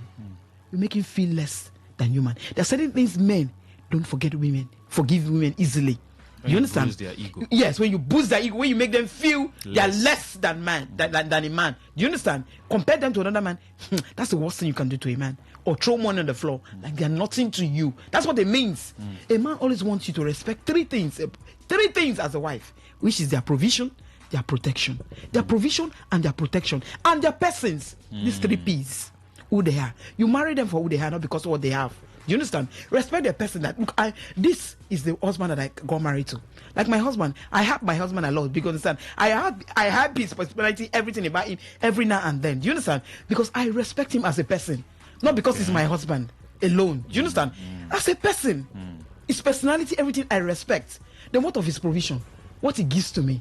Thank you, my husband. Even when it's not enough, I keep quiet and wait till the time that he is relaxed, and I will go back and submit my case again. My husband, this is not enough for you, understand? The economy is so tight now. What will I even buy with this? Like he gave me money for shopping recently, and I looked at it. Well, how many things will you get with this? Because now, because of the inflation and everything is so high, so you might look at the money you've been giving to your wife and think it's the same thing you will give to her now. You know, men they can't do the calculations with you and every other thing. But you know what I did? After I gave the money in my account and I saw it, the first thing I did was to call him on phone. Hey, you too much. Oh, Dogu. Oh, Dogu. Oh, without you now, if I don't leave this Port Harcourt, what am I doing here? You are the signpost that I'm looking. You are the signpost that I look at every day. You know, hype him and hail him. Do you understand? After the next day now, I looked at him. He was quiet. He was calm. He was watching one of his operas in television and other favorite operas. So I said, boss, not be so. The thing tight too. Do you understand? Things are really expensive right now. Really expensive. Yeah, please, small upgrade. Anyhow, I know the thing is not easy on you too. Your expenses, you need to take care of your siblings, your family members are coming, my family. Do you understand? So I made him feel relaxed, you know, tell him that, look, if he has more, he can increase it. And I said, okay, okay then, I'll see what I can do. Your manner of presentation. I didn't shout. I first of all hyped him, make him feel special. That I know and acknowledge that you've been doing this for years. I'm not stupid, I know. But I know because of the situation of things, you know, on ground, if you can increase this a little, I will appreciate it. What did my husband say? He said, so how much increase do you want? Do you understand? Because of the tone, the presentation, because some of the issues, that's the issues we have as women. How did you present your case to this man?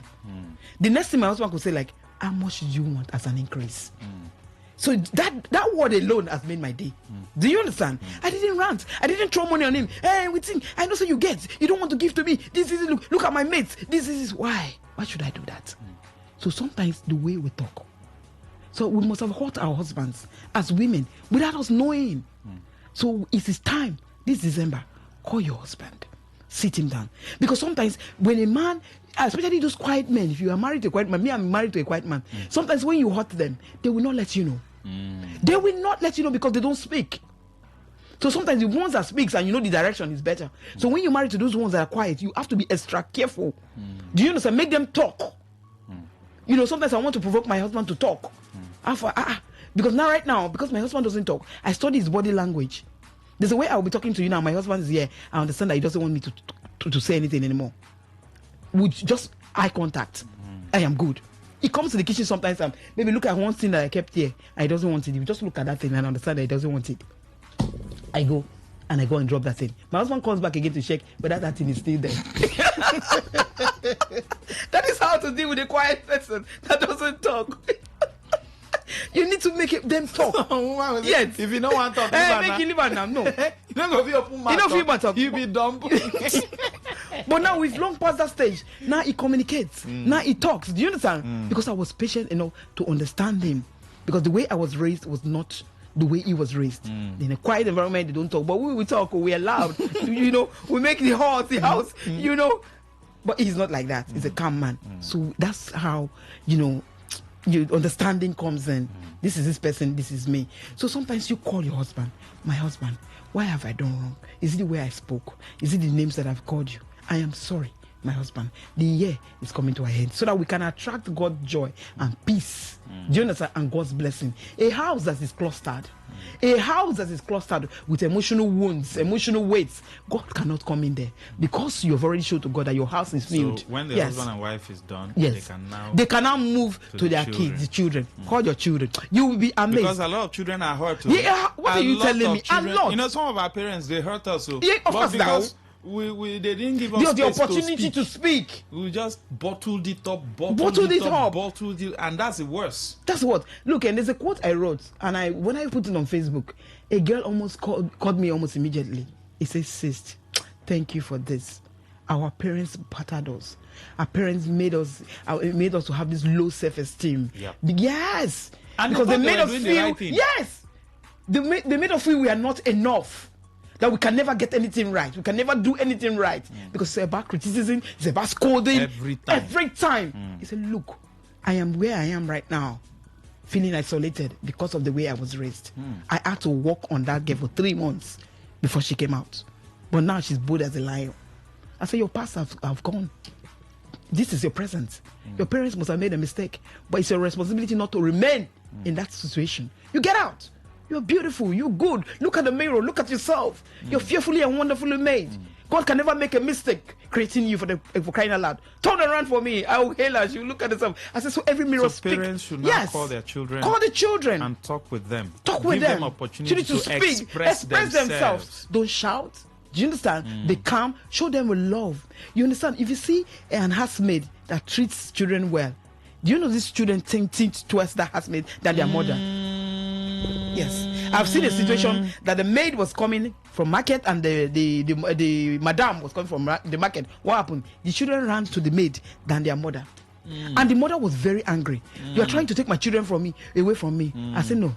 You have bewitched you them. Bewitched them. You don't bewitch anything. The children are only seeing someone that cares for them, someone that gives them that attention. That is all. Everybody wants to be loved. That is it. Let's not deceive ourselves. Everybody wants to be loved, and people can recognize love, of course, from a distance. Absolutely. You don't sugarcoat it. No, love is love. Love is love. When someone pampers you and shows you go feel shame for what your are you telling me?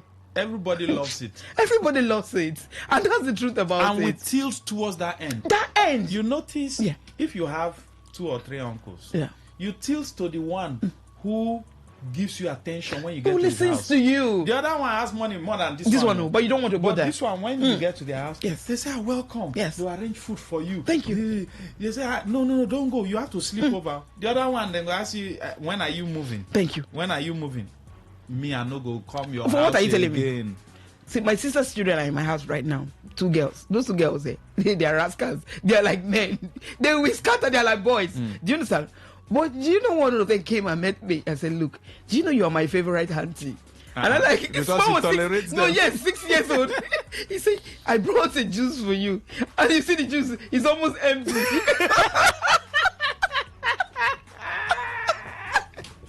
I said, is this juice? He said, yes, because you're my favorite auntie, I brought this juice. I said, so I should drink it. I said, but I think you still want to drink. He said, if you give it to me, I will drink.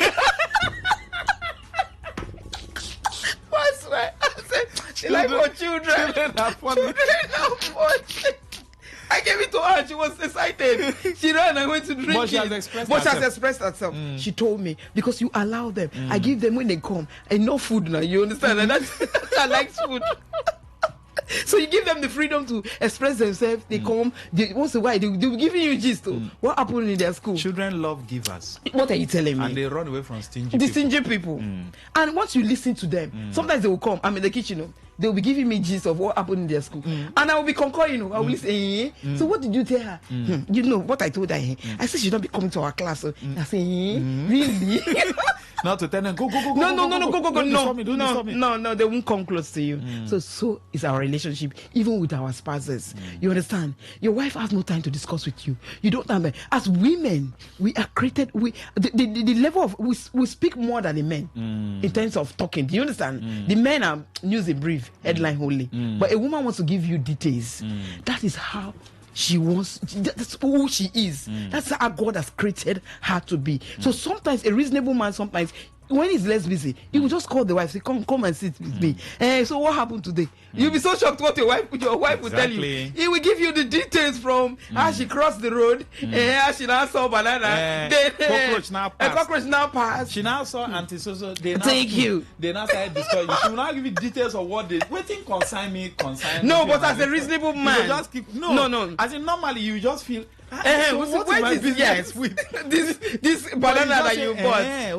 My wife. Chai. Well done. So that's how your day went. Thank you. You have made that woman's day. For night, as you touch her, it don't happen. So they know the day again. 0810-951-0951. Oh my God. If you have also been wearing jean to sleep. Stop it. Stop it. Don't have other resentment with next year. Stop it. Bring it down now. Enough is enough. Emotional declustering. Yes, bring it down. Bring it down. It's a weight. Stop it. Don't be wearing jean again. It's a waste. It's a weight you're carrying. Be like the way God presented Eve. How it will happen, don't bother. Don't bother. Good morning. Yeah, good morning, Maxwell. Welcome, sir. Go ahead. So exciting. I like her already. She amused me by all her examples and narratives, particularly when she was hailing her husband about that fund. You know, it's good to understand your spouse. You know, such similar situation happened to me. You know, when the hailing came, the hailing was too much. All I did was, as a young girl, what do you want? What do I go at? You know, instead of get angry, because I know I've already spent. But if I start hailing, I just reason that you're driving us somewhere, you know. But amongst all that you have said, which I agree with you, madam, I also think that aspect of calling the children does not have limits. Even your children who are married, parents should still call their male children and their female children to this type of meeting to talk privately. Because some marriages have been damaged by the in-laws. Sometimes the man and the woman might be having this, you know, in marriage, you have issues every now and then. Some you decide to keep within you, sort it out. Some, you will not know that your other spouse has extended it to their parents. And you wouldn't know. You'll be thinking it's something you guys can manage. When you go visiting them, you all pretend as if everything is normal. You wouldn't know that your wife or your husband has sold you out to the parents. Some of these type of issues, I think in-laws should not delve into them. They call their children, you know, and advise them. Thank you. So because this sort of thing damages in marriages. All right. Madam, I will thank you so much. I will appreciate you. All right. Good morning. Yes, okay. Good afternoon. Good morning. Welcome. Go ahead. Yes, my humble guest and the housemate is Harriet. Also, good morning. Good morning. Yes, Mrs. Harriet. This is actually calling from Edema. I have their teaching every Saturday. It's a very high one. This is for me, and there is need in oneness a lot. That means there cannot be in my village a man that does not used to talk with his wife. For years, I tell you, more than 4 or 5 years, do you know what happened? Finally, this woman started growing aging, both of them. She used to make food for the man. Finally, as God will have this my first.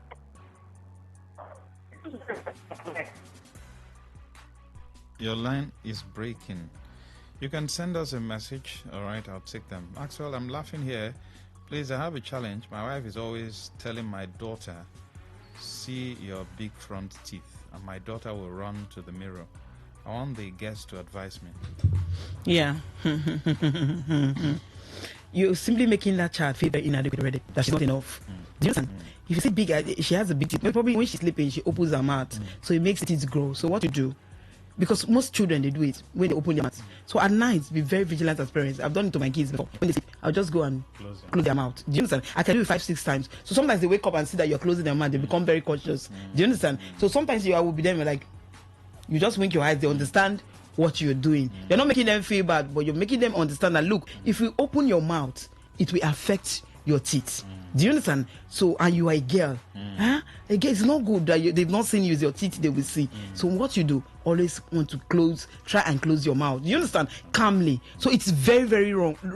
What, for her to be saying that. For that to be saying that, because she will not grow up feeling that she's not enough. Do you understand? She will isolate herself. She feeling, yes, she's inadequate and everything. Even when her friends are talking, she wants to they will say my teeth is big. Let me. Do you understand? You don't know what you're doing to that child's life right now until she becomes an adult, because it will affect that child even in a romantic relationship. Do you understand? Yes, because all these are upbringing that we give to our children as you were growing up with their caregivers. What you said to them, how you made them feel, the environment and every other thing, it will affect them later on. So this is very wrong. If you also have small change, you can contact a doctor.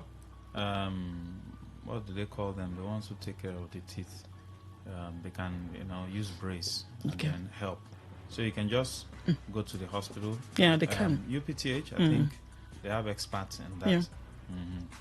Yes. Okay. So they can also help. But tell your no, please don't do that. Negative words on them. On those kids, please. I beg you. Please, let's not use negative words on our children. Kids. No. There is power in the tongue. So whatever you call them is what they will become. Absolutely. Even when they are making mistakes, tell them no.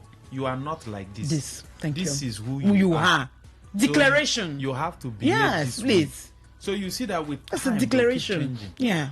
Do you know when you are using negative words on your children, you are insulting God?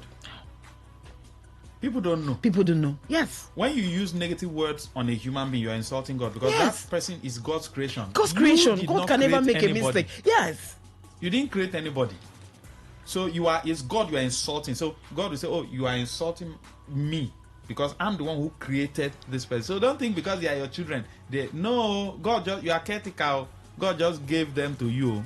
So that's why they should mold them. If you see them, mold them. If there's something wrong, okay, she opens her mouth when she's sleeping. That's why you are the parents. Exactly. You mold them. All of us, we were molded. There's a way. I told you when I was walking, the way I was walking, I was trying to. My mom corrected me, and he hits my back. I'm like, come on, be straight. Good morning. Good morning. Yes, good morning, madam. Yes, I listened to the woman in the studio very carefully. But there's a question I want to ask. There is this they say that blood is thicker than water.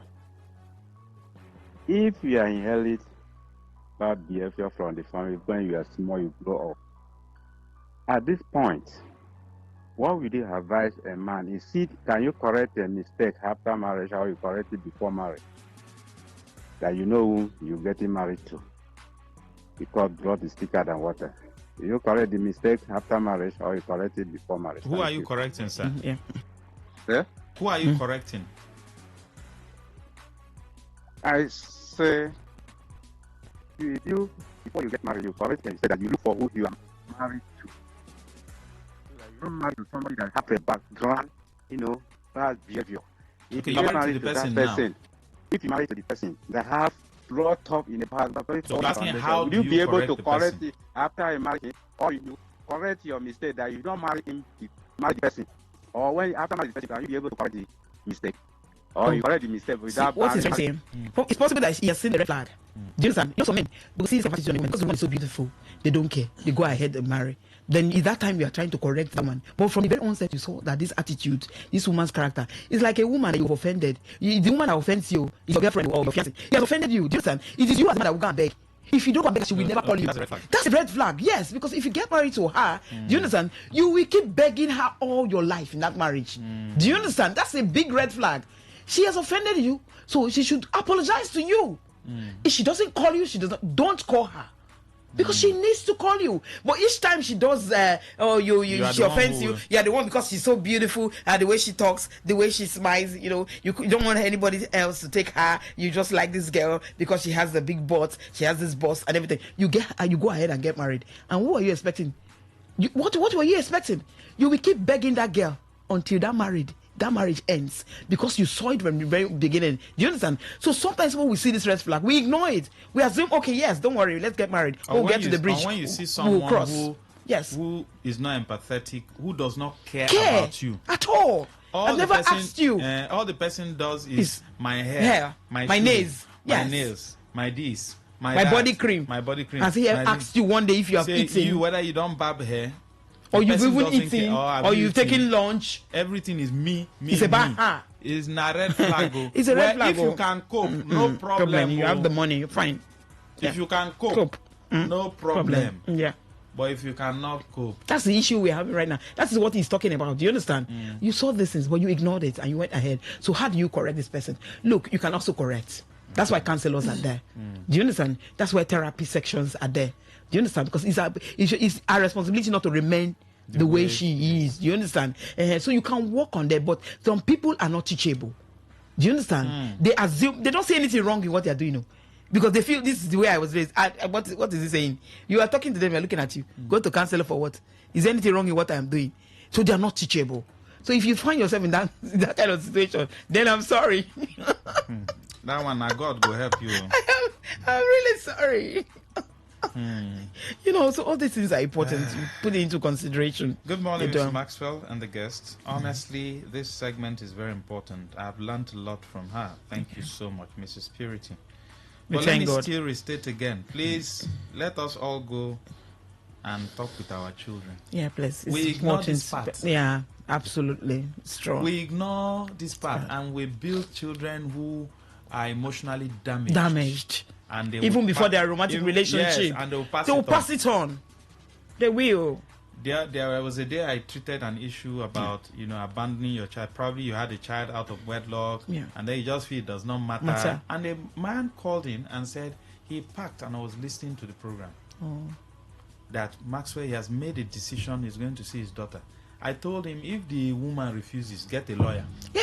Because she does not have, or he doesn't have any right to stop you from seeing your daughter or your son. So but before the end of the year, look for a way. If there's a child you've had with someone, maybe you did not marry. Yeah. No problem.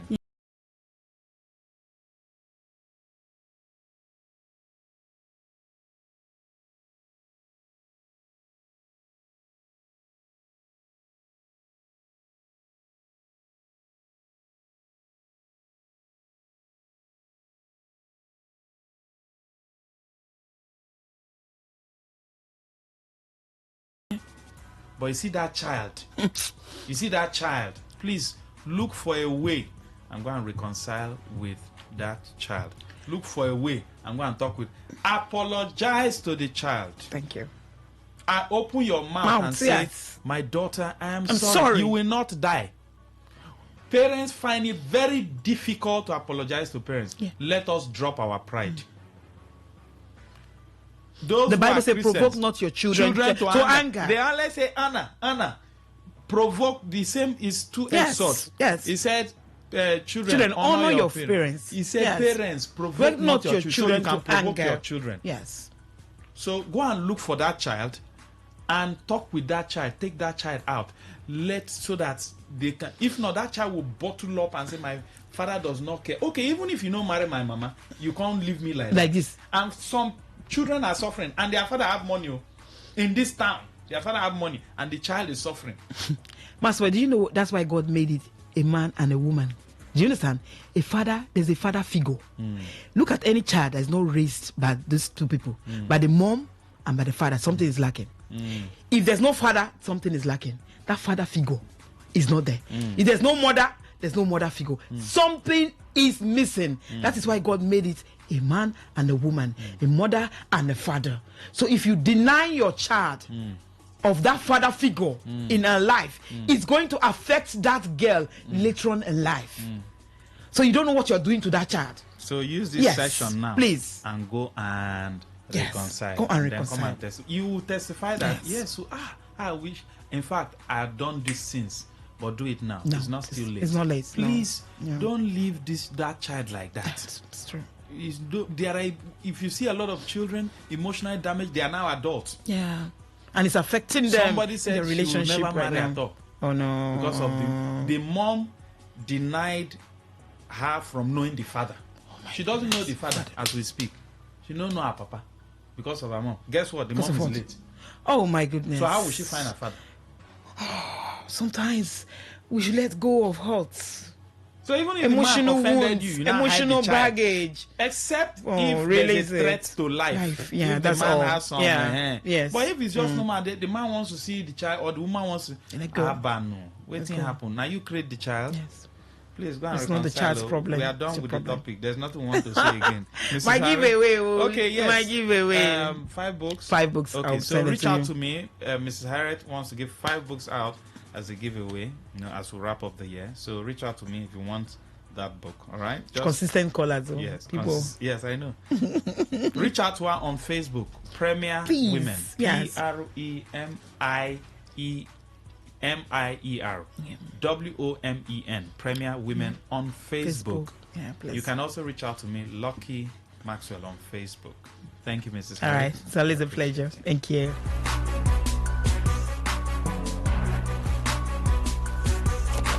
All you need to know about this one is that 95.1 FM. Such a unique dial.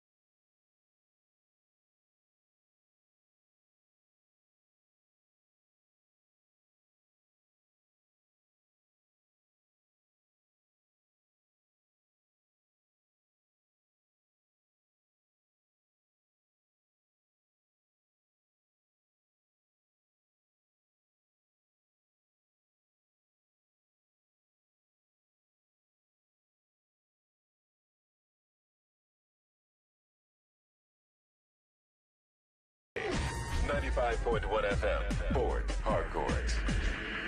News.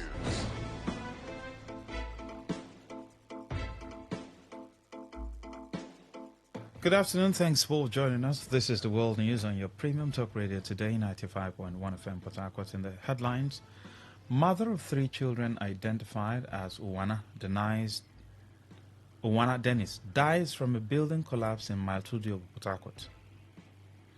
Group raises alarm over uncovered plot by bandits to kill many people in some northern communities in Christmas Day.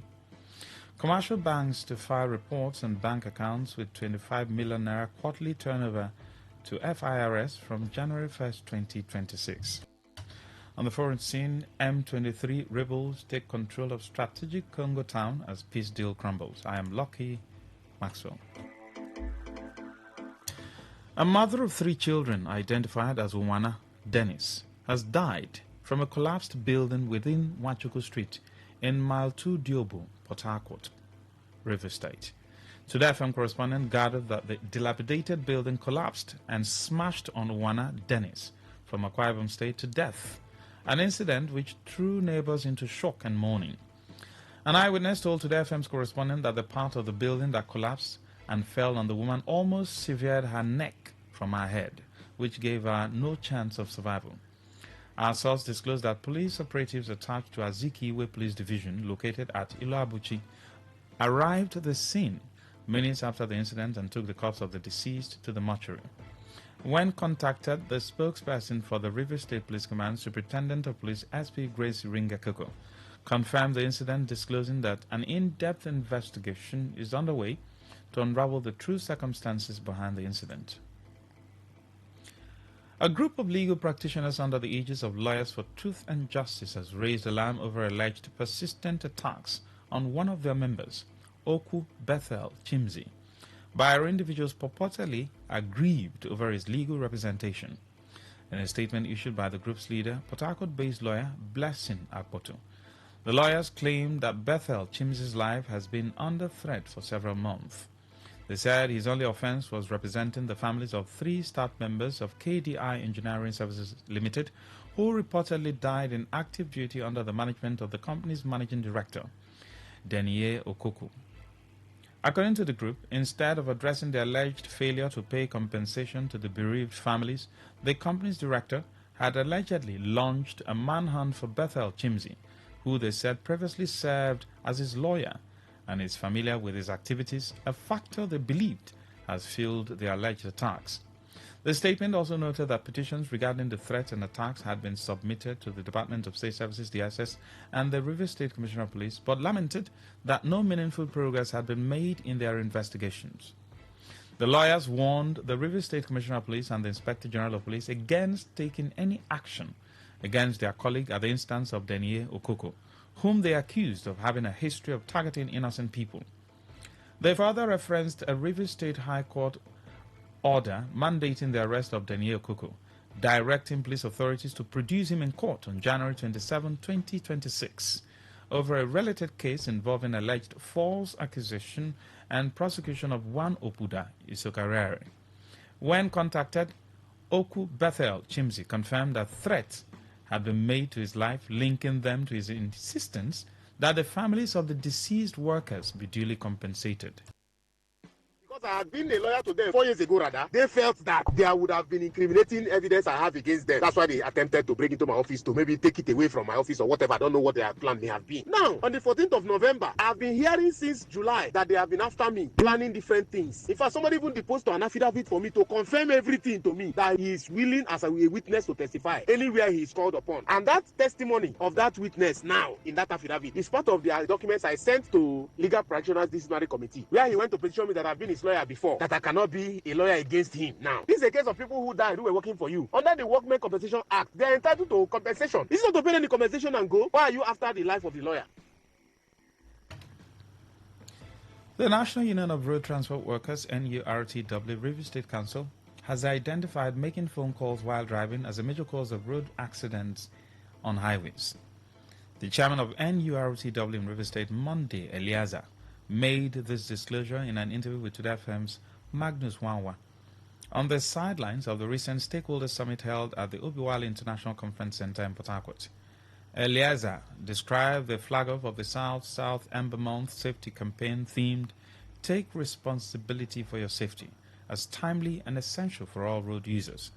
He cautioned drivers and passengers to avoid unnecessary conversations and arguments during transit, stressing that maintaining focus and discipline on the road is key to reducing crashes. We are an era where social media has eaten deep into the system of the people. While driving, people are making calls, they are sending text messages, they are operating their devices, and those things distract driving. If your eyes are off the road for a second, anything can happen. So the team is very timely. We only encourage all who participated in the town hall meeting to take the campaign home. The traditional rulers should take it home, clergy people should take it to their churches, and let everybody be conscious of safety. Not only the driver, passengers who board the vehicle, they're supposed to allow the driver concentrate. Most of the time we see passengers quarreling with the driver, abusing the driver, and they don't know that the driver holds the key to their life so far as they are inside the vehicle. So the occupants of the vehicle should do well to allow the driver concentrate. Stakeholders from Ogbagbem and Dundee local government area have continued to react about the newly commissioned dualized Ahoda Omoko Road by Governor Smalai Fubara. The chairman of the Community Development Committee, chairman of OBT, Benjamin Ebriga, said the timely completion of the dualized road will ease challenges of transportation of goods and human beings in the area. Ebriga said the peaceful nature of Egi and the entire people of Onelga contributed to the successful completion of the road, which he said will have great impact on the social-economic growth of the area. Okay, my name is Benjamin Onyekaji Ebrika. I'm the CDC chairman of OBT community. In OBT community in Obaibem and Donnell local government area of Rivers State. You are the chief host of His Excellency today, Sir Similar. Yes, by the special grace of God, I am chief host because the commissioning ceremony of the expansion and dualization road from Ahoda to Omok is being hosted at OBT community, and by the special grace of God, I become the chief host. On his part, the president of Egi Youth Federation, Ikechukwu Amirinze, said the people are pleased to witness the commissioning of the road, which he said will contribute significantly to the economic development of the state. Amirinze expressed that the project is one of the campaign promises of Governor Smalai Fubara, expressing optimism that the governor will fulfill other of his campaign promises, which he said will attract more support from the people.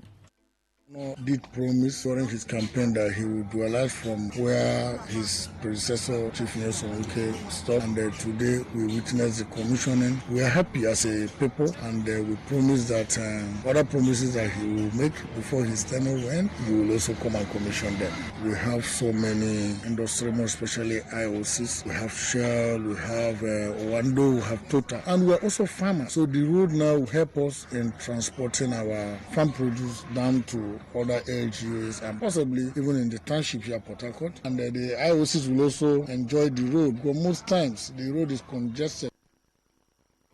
President Bola Tinubu has congratulated the Minister of the Federal Capital Territory, FCT, Nyesom Wike on his birthday today.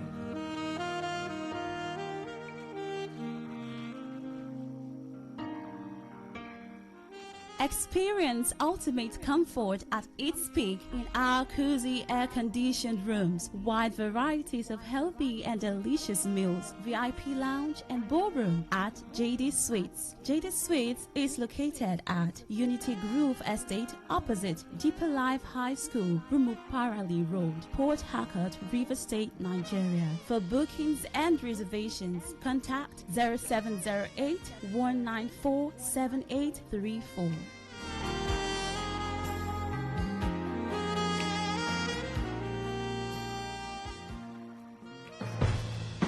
Welcome back. President Bola Tinubu has congratulated the Minister of the Federal Capital Territory, Nyesom Wike, on his birthday today, December 13, 2025. President Tinubu, in celebrating with the Minister and former Governor of River State, gave thanks to God Almighty for enriching him with a life defined by purpose, service, and courage. The President, in a statement by his Special Advisor on Information and Strategy, Bayo Nanuga, described Wike as an audacious top performer who defies obstacles and delivers results. Tinubu acknowledged the ongoing transformation of the FCT through infrastructure expansion, highlighting the minister's recent intervention that broke the 14-year logjam in the construction of the Akpu-Kashi Road. The president further commended Chief Wike for his resilience, can-do attitude and commitment to excellence in all assignments, and thanked the minister for his consistent efforts in delivering results, just as he wished him a happy birthday and strength to further his good work in the FCT. A humanitarian organization known as Equipping the Persecuted has raised an alarm over what it described as a plot to kill many people in some northern communities on Christmas Day. But the presidency, in a swift reaction, questioned the motive of the group, saying the alert was doubtful and could create unnecessary fear among Nigerians. The founder of the organization, Jude Saul, spoke during a roundtable meeting convened by the International Committee on Nigeria and the African Jewish Alliance held in Washington, D.C., United States. The meeting was also attended by Congressmen Riley Moore and Chris Smith, Senator James Langford, and members of the U.S. Commission on International Religious Freedom, alongside some Nigerian delegation. Saul said terrorists had started regrouping for the planned attacks. He claimed that they got reliable information that they were weaponizing for a Christmas Day massacre, just as he implored the Nigerian government and President Donald Trump to take urgent action to avoid having a bunch of dead Christians in Nigeria.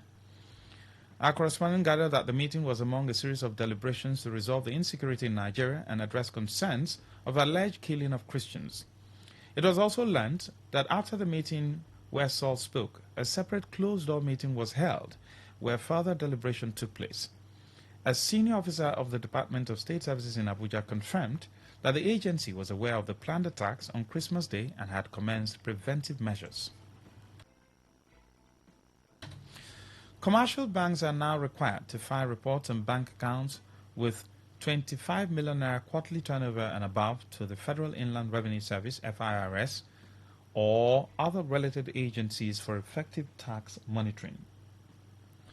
This is in alignment with the federal government's new tax administration framework, which is expected to take effect on January 1st, 2026.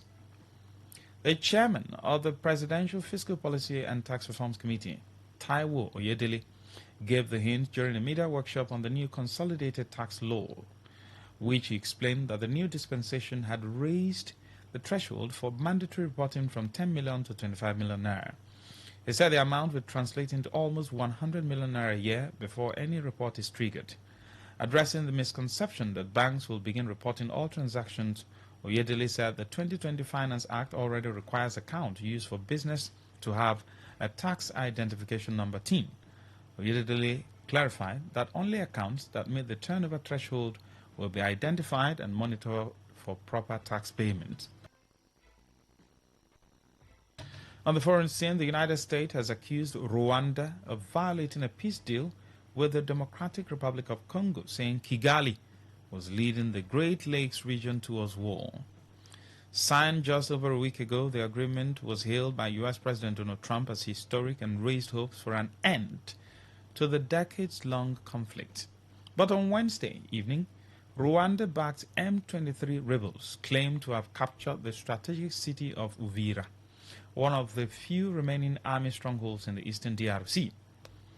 United Nations experts have previously accused Kigali of having de facto control of the rebel forces' operations. The U.S. ambassador to the UN, Mike Waltz, said Washington was incredibly disappointed with a renewed outbreak of violence and warned it will hold spoilers to peace to account. The rebels are not signatories to U.S. President Donald Trump's deal and are taking part in a parallel peace process led by Washington's ally, Qatar. In sport, all is now set for the 2025 Odumaye Peace and Unity Football Competition scheduled for today at the State School 2 field in Rumekbe, Emoha local government area of River State. The event will be chaired by a renowned legal practitioner and special advisor to the Governor of Political Affairs and Strategy, Forgiving Amakri, while the paramount ruler of Rumekbe clan, His Royal Highness Christian Evekuru, will serve as the father of the day. According to a statement by the coordinator of the tournament, Pastor Innocent Okobule, who is also a legal practitioner, the highly anticipated competition will be officially kicked off by the immediate past Vice Chancellor of the River State University, Professor Nlerum Okobule, at 4 p.m. prompt. The tournament is sponsored by the Sunday Okobule Foundation. The annual homecoming event is designed for talent discovery within the locality, providing young players exposure for global competitiveness while promoting unity, peace, and understanding across the entire Rumekbe community. The statement also urged scouts, coaches, ex-footballers, and the general public to attend the opening ceremony today, as well as the closing activities scheduled for January 2, 2026. To end the news as a summary of the major stories, we told you that a mother of 3 children, Owana Dennis, has lost her life from a building collapse in Mile 2 Diobu, Port Harcourt. A group known as Equipping the Persecuted has raised an alarm over an uncovered plot by bandits to kill many people in some northern communities on Christmas Day. We told you that commercial banks are to begin filing reports on bank accounts with 25 million naira quarterly turnover to FIRS from January 1st, 2026. On the foreign scene, you also heard that M23 rebels has taken control of strategic Congo town as peace deal crumbles. Uchendu, Joe, editor of the news. For comments and inquiries, please call 08183892850. Send your emails to news at todayfmlive.com. Read our stories on todayfmlive.com, on Facebook at Today95.1fm, Instagram at TodayFM951, on X, formerly Twitter, at TodayFM951, YouTube Live at Today95.1fm. Good afternoon. I am Lucky Maxwell. Today's news, today's entertainment, today's sports, today's issues. Today on Today 95.1 FM, Port Harcourt. 3 days. One God, one sound, one stage. 1 million man worship. 3rd edition. Happening live at Yakubu Gowon Stadium, Stadium Road, Elekaya, Port Harcourt, River State. Date 19 to 21st December 2025. Time 4 p.m. daily. Ministry, Dusi Uyeko, Steve Crown, Travis Green, GUC, Wisdom K, Chinyere Udoma, Ada Ehi, God's Will Oil, Reverend Atenega, E-Ben, K Strings, Gaze Baba, Joe Praise, Owe Abutu, Afi Douglas, Deborah, Prince Emmanuel, Minister Ale, Victor Sam, Victor Udo, Happy Pats, Sam Daniel, African Joy, Shinelu. Also ministering, Pastor Dr. Paul and Dr. Mrs. Becky Paul Enenche, Reverend Professor Mosi Maduba, Apostle Zili Agre, Reverend Dr. Minebi Dagogo Jack, Pastor Hilary Nlumanze, Reverend Chris Ugo, Pastor George Izunwa, and Reverend Lanre Olushe. Access is free. 1 million man worship. Jesus is in our city.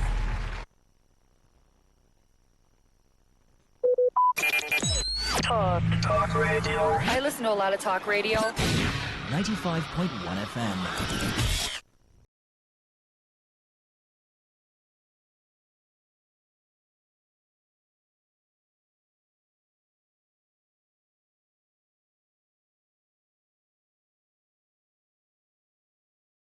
Christmas is about giving and love.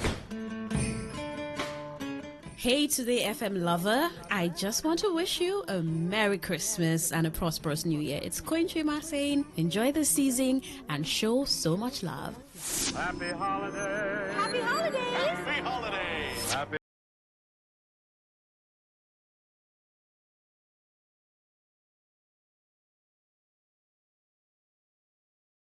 holidays.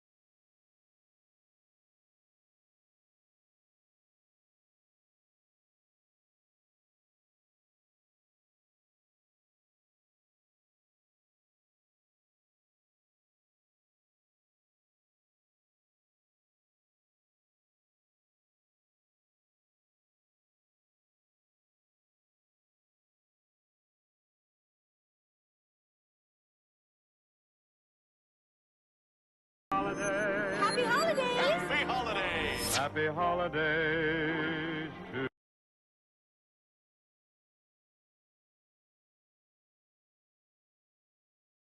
Holiday.